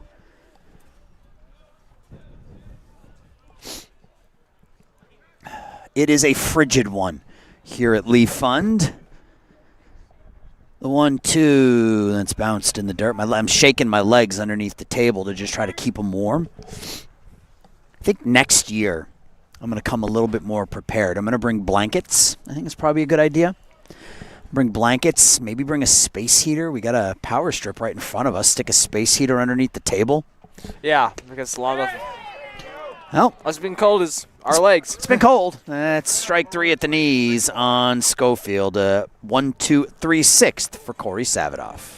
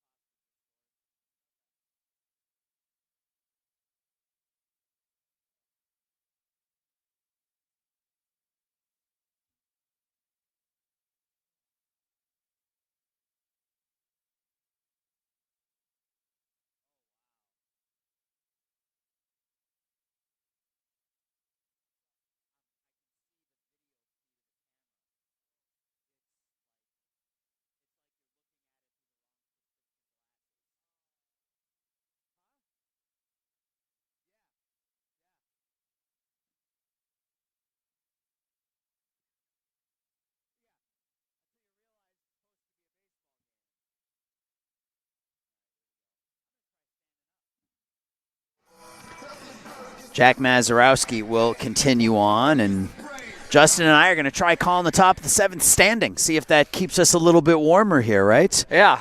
To me, so I've called pretty much every sport under the sun. I've done baseball, basketball, football, hockey, soccer, volleyball, lacrosse. I've done track. I've done swimming. To me, baseball is a game you call sitting down because I think it's just more like just chill and just more relaxed. Like hockey for me, I call hockey standing up. I cannot call hockey sitting down. But, you know, when it's this cold, you make sacrifices. As there's a leadoff single by Ryan Bajwani as Jack Mazurowski gives up his 3rd hit in an inning and a third. Leadoff man on for the Maroons. And again, we know that there is a problem with the video. We had a foul ball ricochet off the camera. There's that pole that camera is sitting on is what, maybe 3 inches in diameter? Yeah, about. And the ball hit it clean. So we're gonna have to figure something out between today and tomorrow, hopefully. But for tonight, it's gonna be a little bit more like we're gonna treat it like a radio broadcast. Yeah. Yes. So in that vein, the Thunder middle infield, double play depth. Charlie Schofield is holding Ryan Bajwani on at first. Outfield shading Max Wiesner a little bit towards right field. Wiesner fouls it straight back. 1 ball, 1 strike. So we'll treat it like a radio broadcast. I like doing baseball on the radio. You get to paint a picture. And that picture right now here in Carroll Stream is that it is frigid. We're getting down to that feels like right around the temperature of where water freezes. 1 ball, 1 strike on Wiesner. That's in the dirt. Blocked by Caleb Kelly. 2 balls, 1 strike. Bajwani at first. Nobody out here, top 7. A 6-run 5th inning. The only inning that the Maroons have scored in, but it was more than enough. They're up 5. The 2-1, and Mazurowski over to first.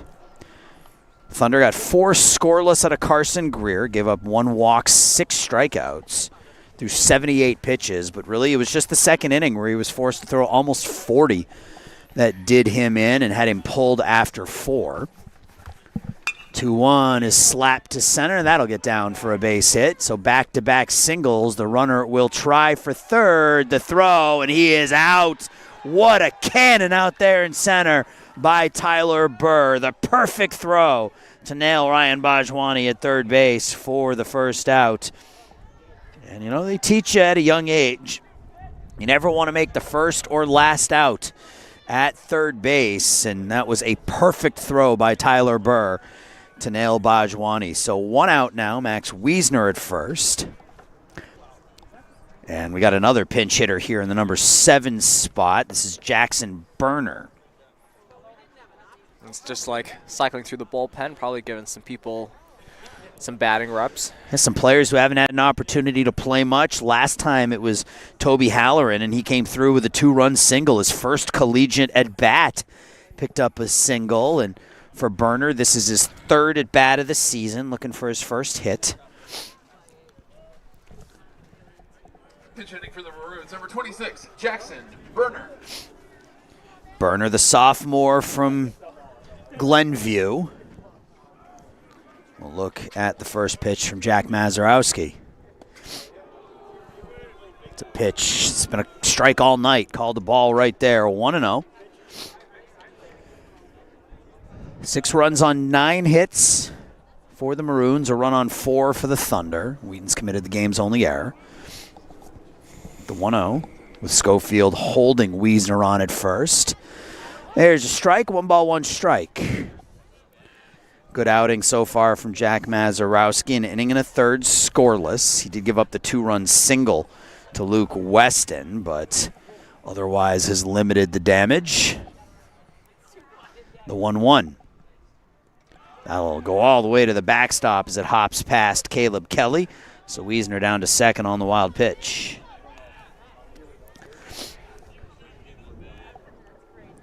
Hope you're having a wonderful night. I'm cold, but I still love this. I get to watch baseball for a living. I mean, you can't beat it. Yeah. So it's like a free ticket to a game. yeah, so I mean, I'm complaining, but it's more just to complain. Like I'm not really bothered by it. It's just complaining for the sake of complaining.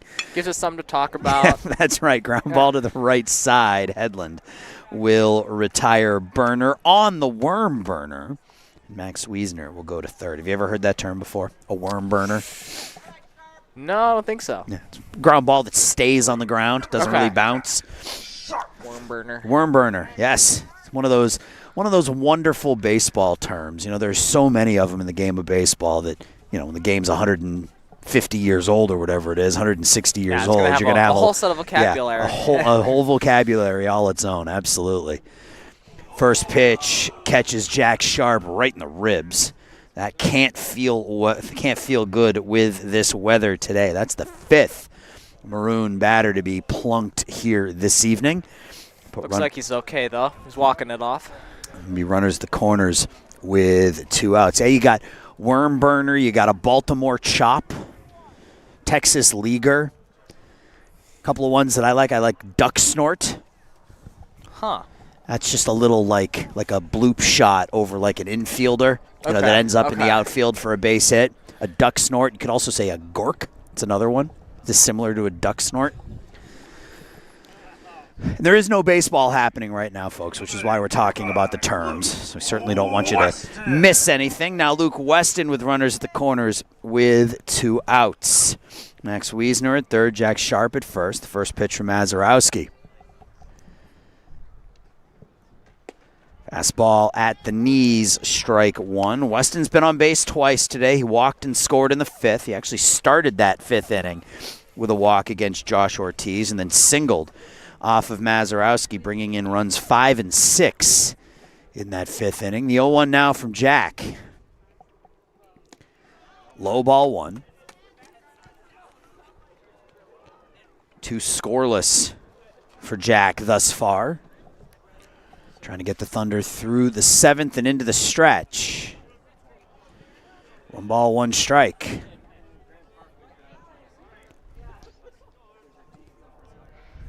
Mazurowski deals. It's lined into left. It's going to be trouble. That'll be extra bases. Scoring is Wiesner. Hitting third is Sharp. Rounding third is Sharp. Scoring is Sharp. It's a 2-run double by Luke Weston. And the number 9 hitter in the Maroons lineup has 2 hits. He's been on base 3 times. He's driven in 4, and it's 8-1 Maroons. Got enough on it, pulled it down that left field line, and Gutwein had to go a long way to get it. So we'll see if they take the ball from Mazurowski here after 2. Back to the top of the order, and Braden Jurevich. Thunder down 8-1.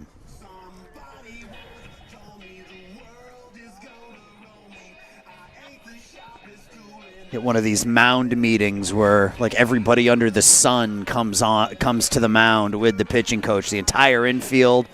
You got 7 players. You know, it's funny. So back in 2020 during COVID, there was some baseball that was played, right? Some Major League Baseball. There was some minor league ball. They played indie ball, and Dogs played in 2020. And the rules in our league during COVID was that the only person who could go to the mound was the manager, and he couldn't go onto the mound. He had to stand on the grass around the mound and talk to the pitcher who was standing on the mound.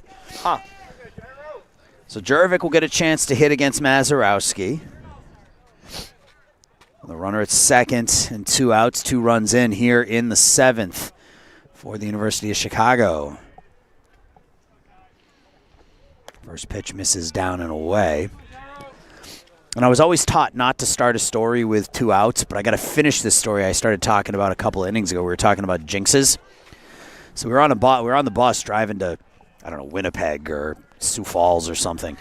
And one of the players told all the guys on the team to send him a text message with a question or like a fact about a player, but like not say who it was. And it was so it was just meant to be fun. It was meant to pick fun at players like this guy snores and this guy's feet stink and just normal baseball stuff. Yeah.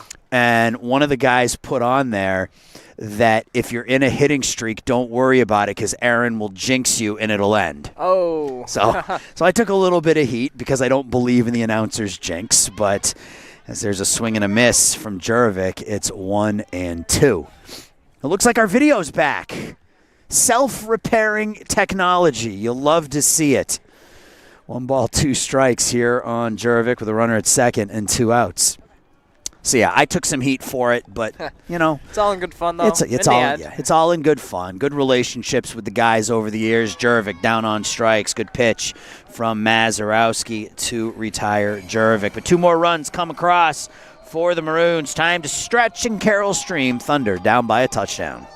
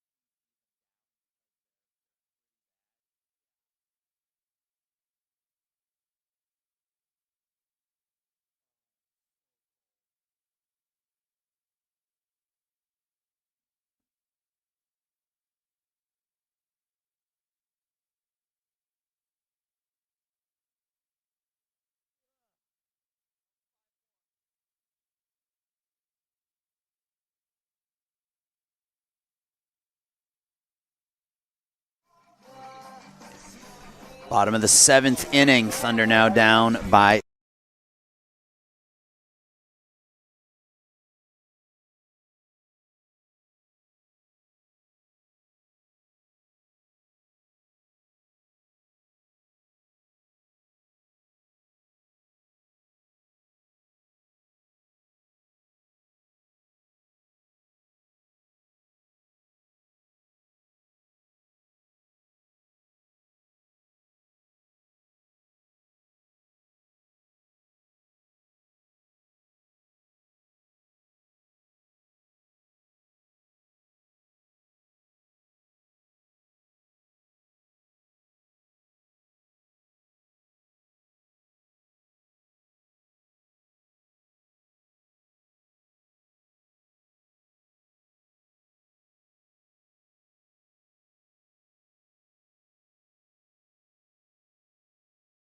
with a strikeout in that inning. And on the hands, Hedlund fouls it off. 1 ball, 1 strike. The Thunder have had some games like this where the offense just couldn't get going. And more often than not, those games have coincided with the injury to James Scott. Hedlund fouls it back. Scott was having a tremendous season out of the number 2 hole, hitting about .390, on base percentage close to .600. He was on pace to set the Division III record for hit by pitches in a season, and injured his hand, and he's been out now for about a month. And it's been an inconsistent offense since that point. They've still had some really big games. Scored 20 runs in a game against, I think it was Carthage a couple of weeks ago. 2 balls, 2 strikes on Hedlund. That's low, ball 3. Nathan leads the team in walks this year, 24. Trying to get on base, leading off the bottom of the 7th. That's going to be called strike 3. Fastball at the knees. Hedlund, the 2nd strikeout victim for Savadoff. And it looks like Caden Sheehan has come into the game at shortstop. So we are finding these things out as they happen. So Sheehan, the freshman out of Brooklyn, Massachusetts. Brookline, Mass. Those are my stomping grounds. That's where I'm from, Massachusetts boy. John Dimitrovich now is 0 for 2. Sean slaps it foul, and he's quickly in an 0-2 hole. Caleb Kelly due to hit next.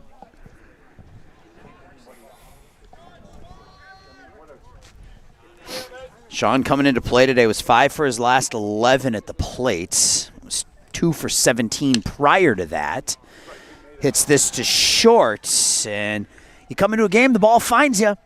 The ball found the freshman Sheehan. He bobbles it, and Dimitrovich will reach on an E6. Would have been a tough play with the speedy Dimitrovich at the plate anyway, but that'll go as an error. Yeah, hopefully this can be the spark or something and trying to get something going. Yeah, maybe. Maybe that's all it takes, right? Just making contact, getting someone on base. Kelly. Caleb 0 for 1 with a walk and a strikeout. It's ball 1 low.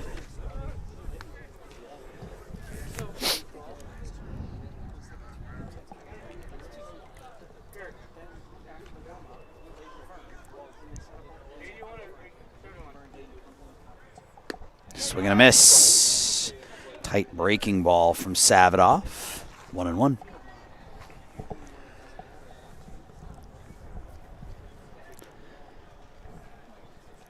Dimitrovich at first, 1 away, bottom 7. Kelly will take a fastball at the knees, called strike 2 all night. It's been a strike all night long.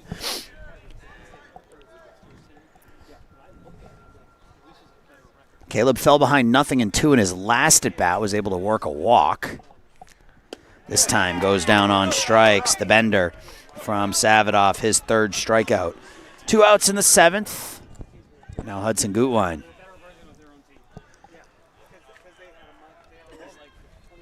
Stepping up to the plate, number 5, Hudson Gutwein. Good game for Hudson. He's been on base twice, walking a double. His first start of the season. Came into the game with just 2 at-bats on the year, and in his 2 at-bats today, he's reached a couple of times. Savadoff looking for the 3rd and 4th scoreless innings out of the bullpen for the Maroons, and it's been the difference in the game has been the bullpens. The Maroons have thrown 4 scoreless innings, while the Thunder bullpen has given up 8 in 3 innings. That's been the difference here tonight. The 0-2 to Hudson. And he's down on strikes. Savadoff makes quick work of the Thunder in the 7th, striking out the side. We go to the 8th, 8-1.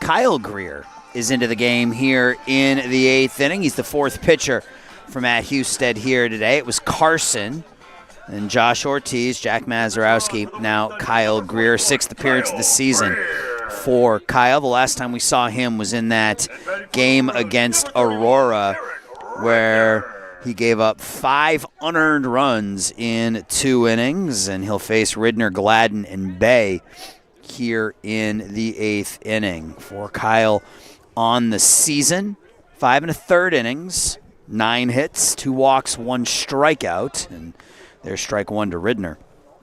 And if you had told me at the beginning of the game that the Thunder would limit Jervik and Ridner to a 1-for-7 line with 4 strikeouts, I would say the Thunder were probably in pretty good shape.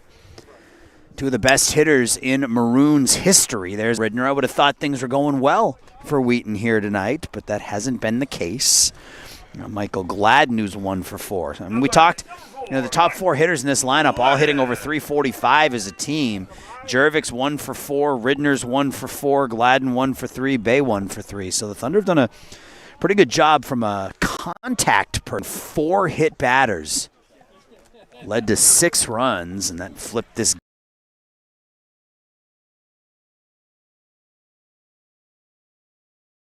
game on its ear. Yeah, it was really that inning that was a killer. Otherwise, it's been generally close. No balls and strike. Dives down and 1. Gladden doubled to left in the 3rd. He's also struck out, flown out, and popped out. So these 2 teams will play again tomorrow. 1 o'clock, 4 o'clock scheduled doubleheaders. 1 ball, 1 strike pitch. That's hit out to center field. Racing in is Burr, and Tyler does his best. Braden Engel out in center field makes the diving catch for out number 2. We've seen Braden, who's injured right now. We've seen Engel make some Superman-style catches out in center field this season, and Burr did a nice job tracking that one down for the 2nd out. Now Nathan Bay. Bay 1 for 3. Doubled, and he was one of the 4 batters hit by a pitch in the 5th inning. He took a curveball off the helmets. He was all right, though.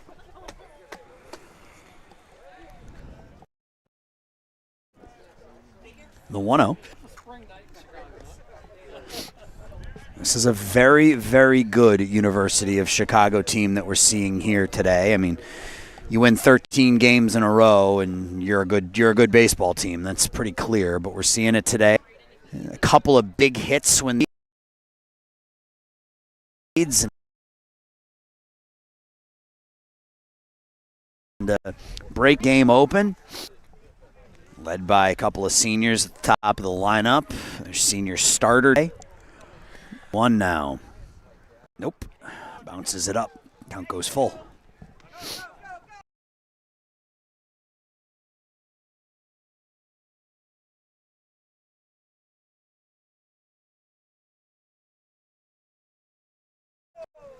I'm a little bit warmer standing. He's full. 3 balls, 2 strikes, 2 outs here, top 8. Greer has been pretty good this inning so far. He's done a good job throwing strikes. He's retired the first 2, trying to pitch a scoreless 8th inning.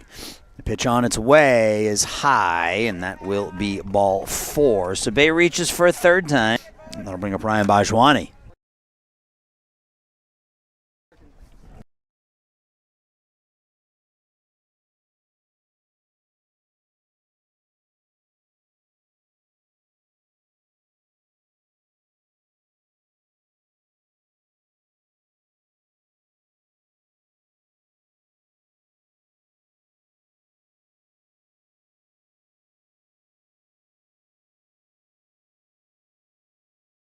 He's been on base.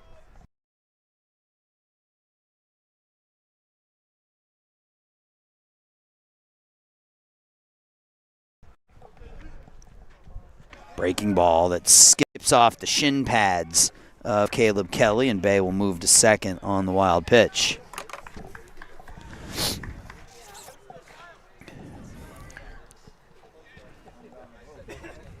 One ball, 1 strike here, top 8.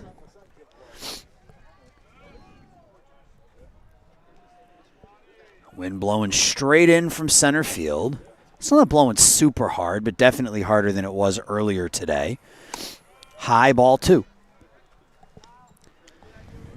We haven't had many games this year where the wind hasn't been blowing one direction or another. Usually it's blowing out to either left center or straight out to right, but today blowing straight in from center field. 2-1 is low.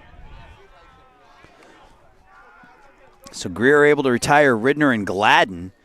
Ground out and a fly out. Walk Nathan Bay as Justin's trying to knock me over here behind home plate. I just lost my footing. We're good. 3 balls, 1 strike, and When your feet are cold, sometimes yeah, I'm just lose your balance a little bit. I'm doing the see as a Shift parent. from foot to foot? Yeah, as a Yeah. parent, like this is just a motion that you get like when you have a baby and you're rocking them back and forth. Like this is just something that you do. Here's a ground ball foul. Like I'll do this like whether I'm cold or not, I'll just rock back and forth when I'm standing here because this is something I've done with all of my kids over the years. Mm-hmm.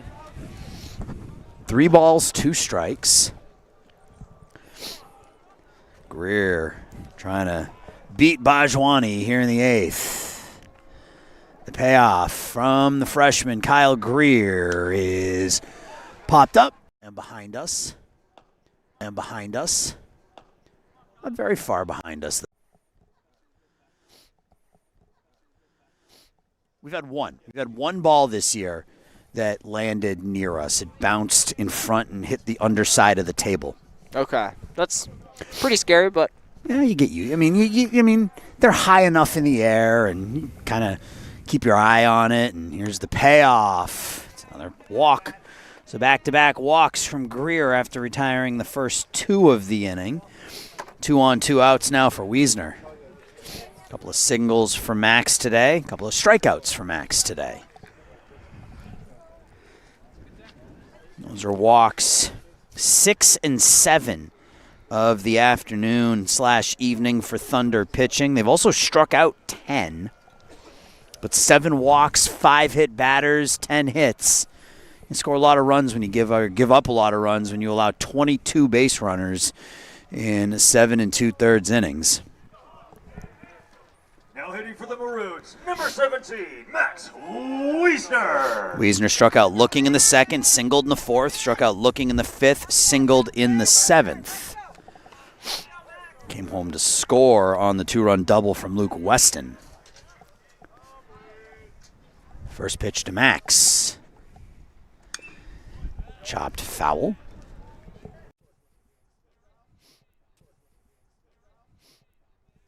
Wiesner, a California kid. You can tell he's been here in Chicago now for a couple of years, but you can tell he's a little bit chilly. He's got the hoodie on underneath his jersey. You can see the hood poking out of the back. yeah, I have quite a few friends from California back on campus, and as soon as it They gets struggling below, with this? yeah, as soon as it gets below like even 50, sometimes they'll bring out the hoodie or the jacket, and I get to poke fun at them as a Midwesterner. Wiesner hits it to Clay. Good pick over at first by Charlie Schofield. A scoreless 8th thrown by Kyle Greer. 7.5 complete at Lee Fund.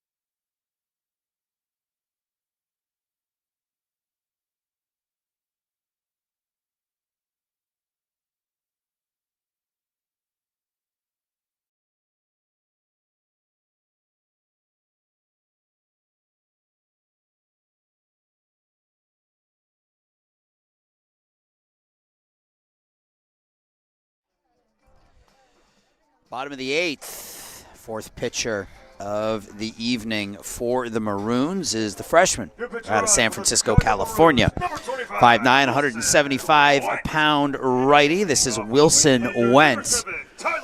Wilson's making just his second appearance of the season for the Maroons. Gave up 4 earned runs in 2/3 of an inning in his only other appearance.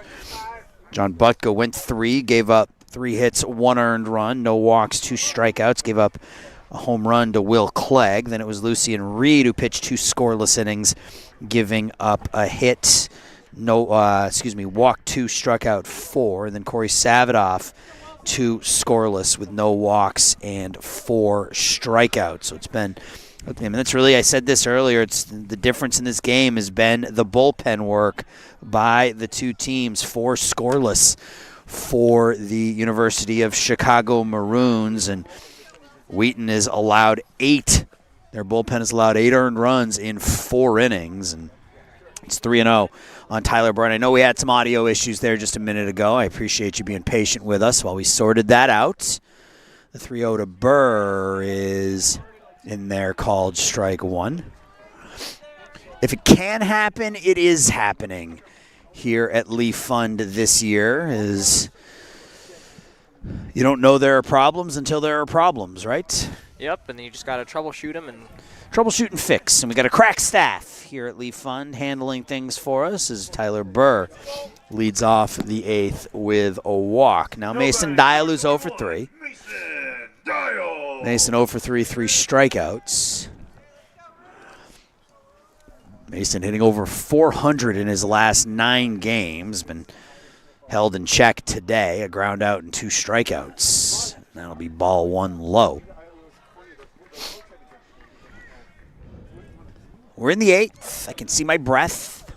It is May. It's not March 1st. It's May 1st. Feels like May or March 1st. It certainly does. 1 ball, 1 strike is Dial with a big cut. Comes up empty. Yeah, I remember trying to remember back to the last time it was this cold around this time of year. And the year that comes to mind is 2018, where I think it snowed like the 4th week of April. But yeah, this has been, it's been weird, because we've had that occasional day where it's been like 75 or 80 degrees. Right, even back in like very late February, Yeah. I still remember it get up to 60 or something like that. But Yep. And every time you get that nice day or you get a couple of nice days in a row, you go, all right, we finally made it. Yep. And then I was getting ready for, where was I last night? I was sitting at home last night, and my son had a baseball game that got canceled because of the rain. So I'm sitting in the house, and I look at my phone, and it says, frost warning. And I'm like, are you kidding me? Like, it's May. Like, what are we doing here? That pitch is low, ball 1 to Jack Gill, who's 0 for 3. They've put their first 2 on. 8th. Burr at second, Dial at first. Mason was hit by a pitch. 5 home runs, 41 knocked in for Burr this season. Hitting over 390 coming into play today. 0 for 3 today. Just 4 hits for the Thunder. And just 1 since the 3rd inning. That was a 1-out single by Will Clegg in the 4th. Thunder haven't had a hit since that point. This Chicago bullpen has done good work. Jack with 10 runs knocked in his last 7 games. 5 doubles in that time. It's 2 balls and no strikes. But we've seen over the course of not just this year, but just in general, how quickly things can fall apart in any given inning, and who knows what'll happen here in the 8th. Gill caught on and fouls it back, 2-1. Get some base runners, get a few runs in, hitting's contagious. Maybe next thing you know, you look up and we've sent 9 men to the plate and got the tying run at the plate. Who knows? The eternal optimist. That's what I am. 2-1. Jack hits it to short. The play over to first by Caden Sheehan for out number 1. Both runners will advance. 2 in scoring position, 1 out for Will Clegg. Hitting for the Thunder, number 4, Will Clegg. Will has 2 hits today.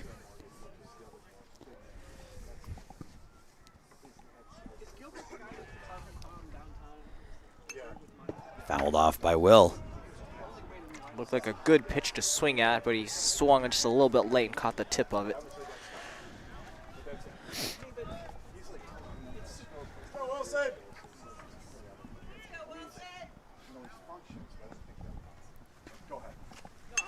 Clegg fouls it to the right, out of play.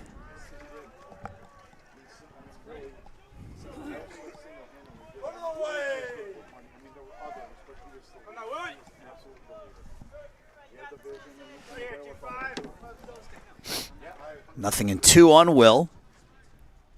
Swing and a miss. Clegg, I don't know that Will was expecting a fastball. Looked a little surprised by it. Was a little behind it. 2 outs now for Schofield. Up to bat, number 27, Charlie Schofield.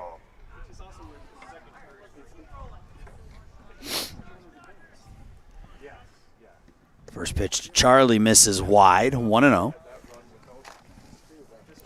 Schofield 1 for 3 today.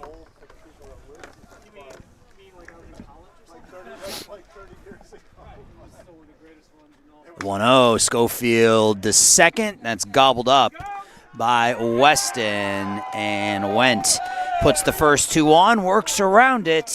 Thunder still just 1 hit since the 3rd inning.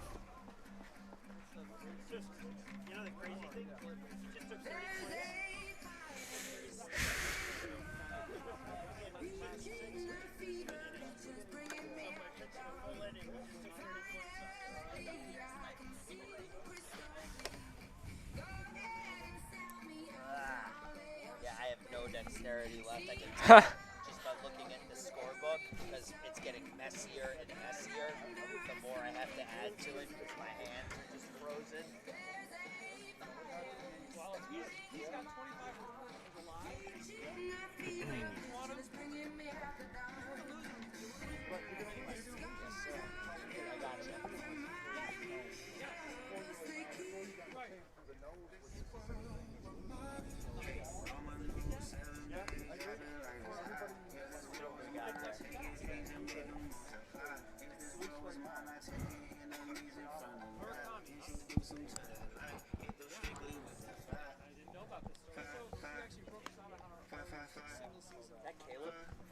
Caleb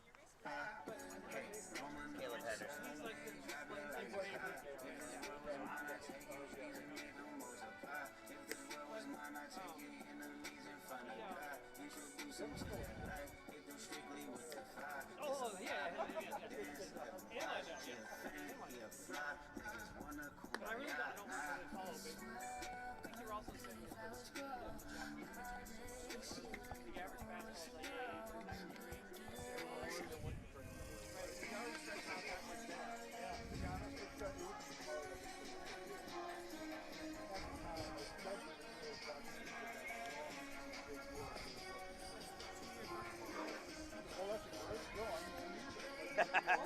Too ready to bounce, huh? I'll start tearing down to the bottom of the ninth. Finish strong, right? Bottom of the ninth, or excuse me, top of the ninth inning. 5th pitcher for the Thunder is Caleb Henderson. He's got a pinch hitter. Number 27, Jack Karen. This is Jack Karen, 5th man to bat in this spot in the lineup. Put that in my book very sloppily as my handwriting has deteriorated over the last few innings. Karen, the freshman out of Chugiak, Alaska. I don't know where that is. He's probably used to this then. Oh, yeah, this is probably warm. I'm surprised he's got sleeves on. Figured he'd be outside and running around, and he's probably used to this. We got Alaska versus Mexico here. Caleb Henderson, Mexico City, facing the Alaska native. This has got to be one of the biggest discrepancies in distance between 2 players who are both from North America, or I guess North and Central America. Alaska to Mexico City. How many miles is that? I got to find that. I got to figure that out now. Probably got to be over 20. I'm going to guess 2,500. 2,500 is what you're going with? Yeah, I'm going to guess that. All right, let's see. Probably over, though. Let's see. It's got to be more than that. Yeah. Chugiak, Alaska to Mexico City. My phone is freezing up on me, but we're going to find out here in just a second. The 2-1 is 4,878 miles. It is 80 hours and 57 minutes by car from Chugiak, Alaska to Mexico City. So, yeah, you were off by a bit. Yeah. Almost 5,000 miles separates these two. Okay, didn't hear a thump. That ball was over to the parking garage. Yep, 4,878 miles. That's by car, though. As the crow flies, as they say, it would probably be a whole lot shorter than that because you're flying over the ocean. Where is Chugiak? It's on the looks like the southern shore of Alaska. Okay. Which is where most of the cities are in Alaska. There's not much in central or northern Alaska other than mountains. Yeah. The 3-2 is low ball 4. And Karen.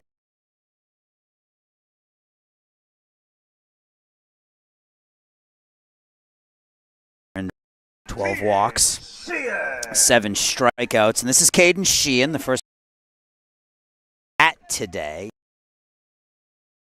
He's been in the field.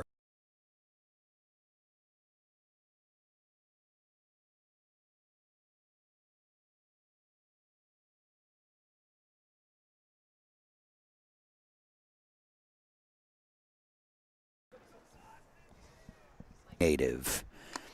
Foul tipped, held on to by Kelly, 1-1. Stuff like that you don't think you're going to be talking about, right? Like Alaska and Mexico. So that's why I love baseball. You just never know sorts of information in a baseball game. Yeah. And I mean, you were talking earlier about the Greer. You're saying they were twins. They're twins. And Yeah. I was surprised that there's a 4-inch difference between the two of them. I mean, I know the Dogs actually have 2 sets of twins on their team right now, and they look exactly the same. One's bigger than the other, like physically, but from a height perspective, they're exactly the same height. I was surprised, and maybe that's just naive of me, but I figured twins were, generally speaking, the same size. But Carson, 4 inches shorter than, or 4 inches taller than Kyle. The 2-2 line drive hit to second. Headland flips it to Gill. Jack the turn and safe. All right, Sheehan beats it out. Looked like he was out over there at first base, but 4-6 fielder's choice. 1 out for Luke Weston. Up to bat, number 5, Luke Weston. Weston's been the offensive star of the game for the Maroons. 2 for 3 today. A single, a double, 4 runs knocked in. He's been on base 3 times. A runner at first, 1 out. Fastball high. 8 walks, 5 hit batters, 10 hits for the Maroons tonight.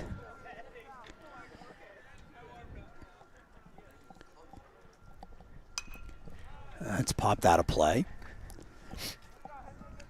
Maroons have picked up a couple of big hits to take the lead and to extend the lead, but the Thunder have helped them out, right? You walk 8 and hit 5. You're not doing yourself any favors.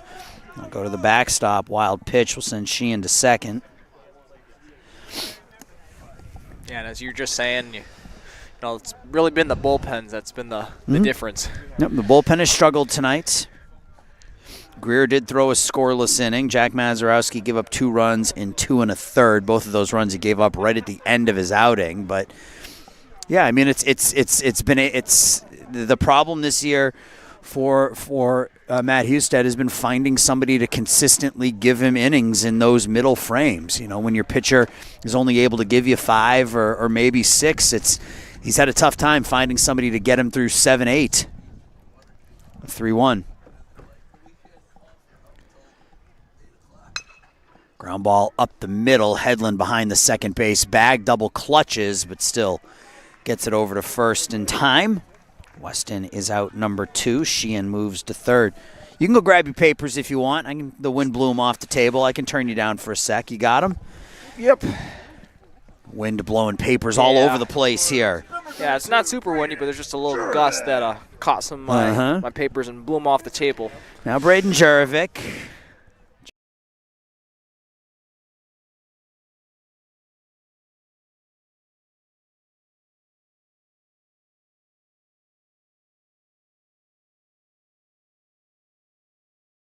Jurovic 1 for 4 today. Struck out 4-ish.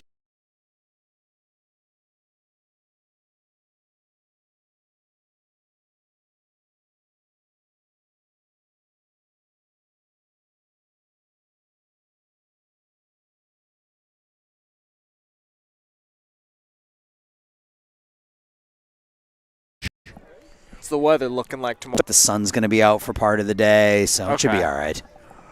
Should be all right. I'll just come with, this thing was only about half filled with coffee when I got here today. I'll just make sure it's full when I get here tomorrow. 2 of those. I have one that's like this big that's okay. You guys can't see because I'm not on camera, but it's about 18 inches big, and it's, I don't know, it's about the size of a fire, the size of a fire extinguisher. So I might bring that and keep that filled up with coffee, or maybe just hot water. I was saying, you just put your hands around it. Right, yeah. Yeah. Or sticks my hands in it. Yeah. 3 balls, 1 strike on Jurovic here in the 9th.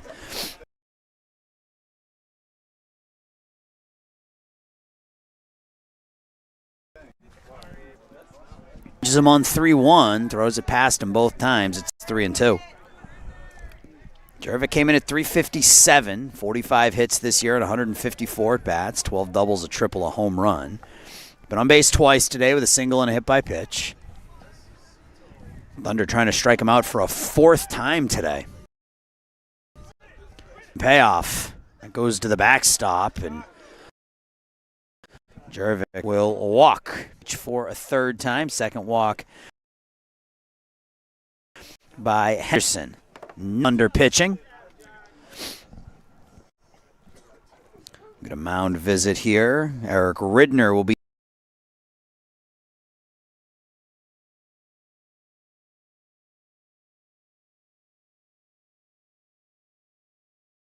the batter with 2 on and 2 out. It's in about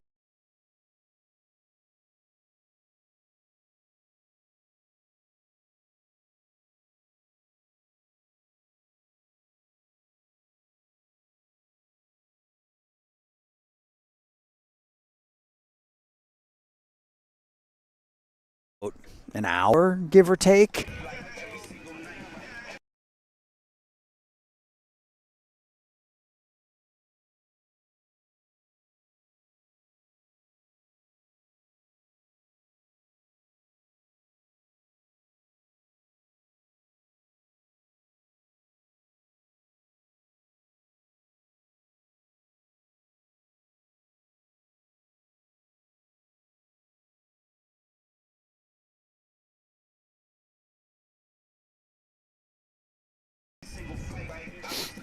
Makes you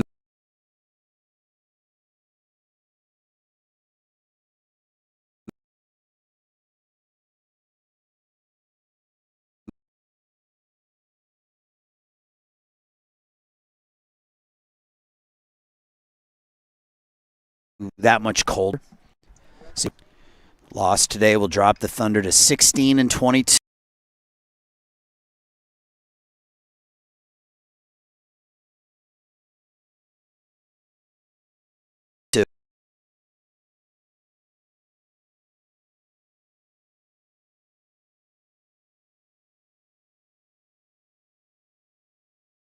Maroons will give them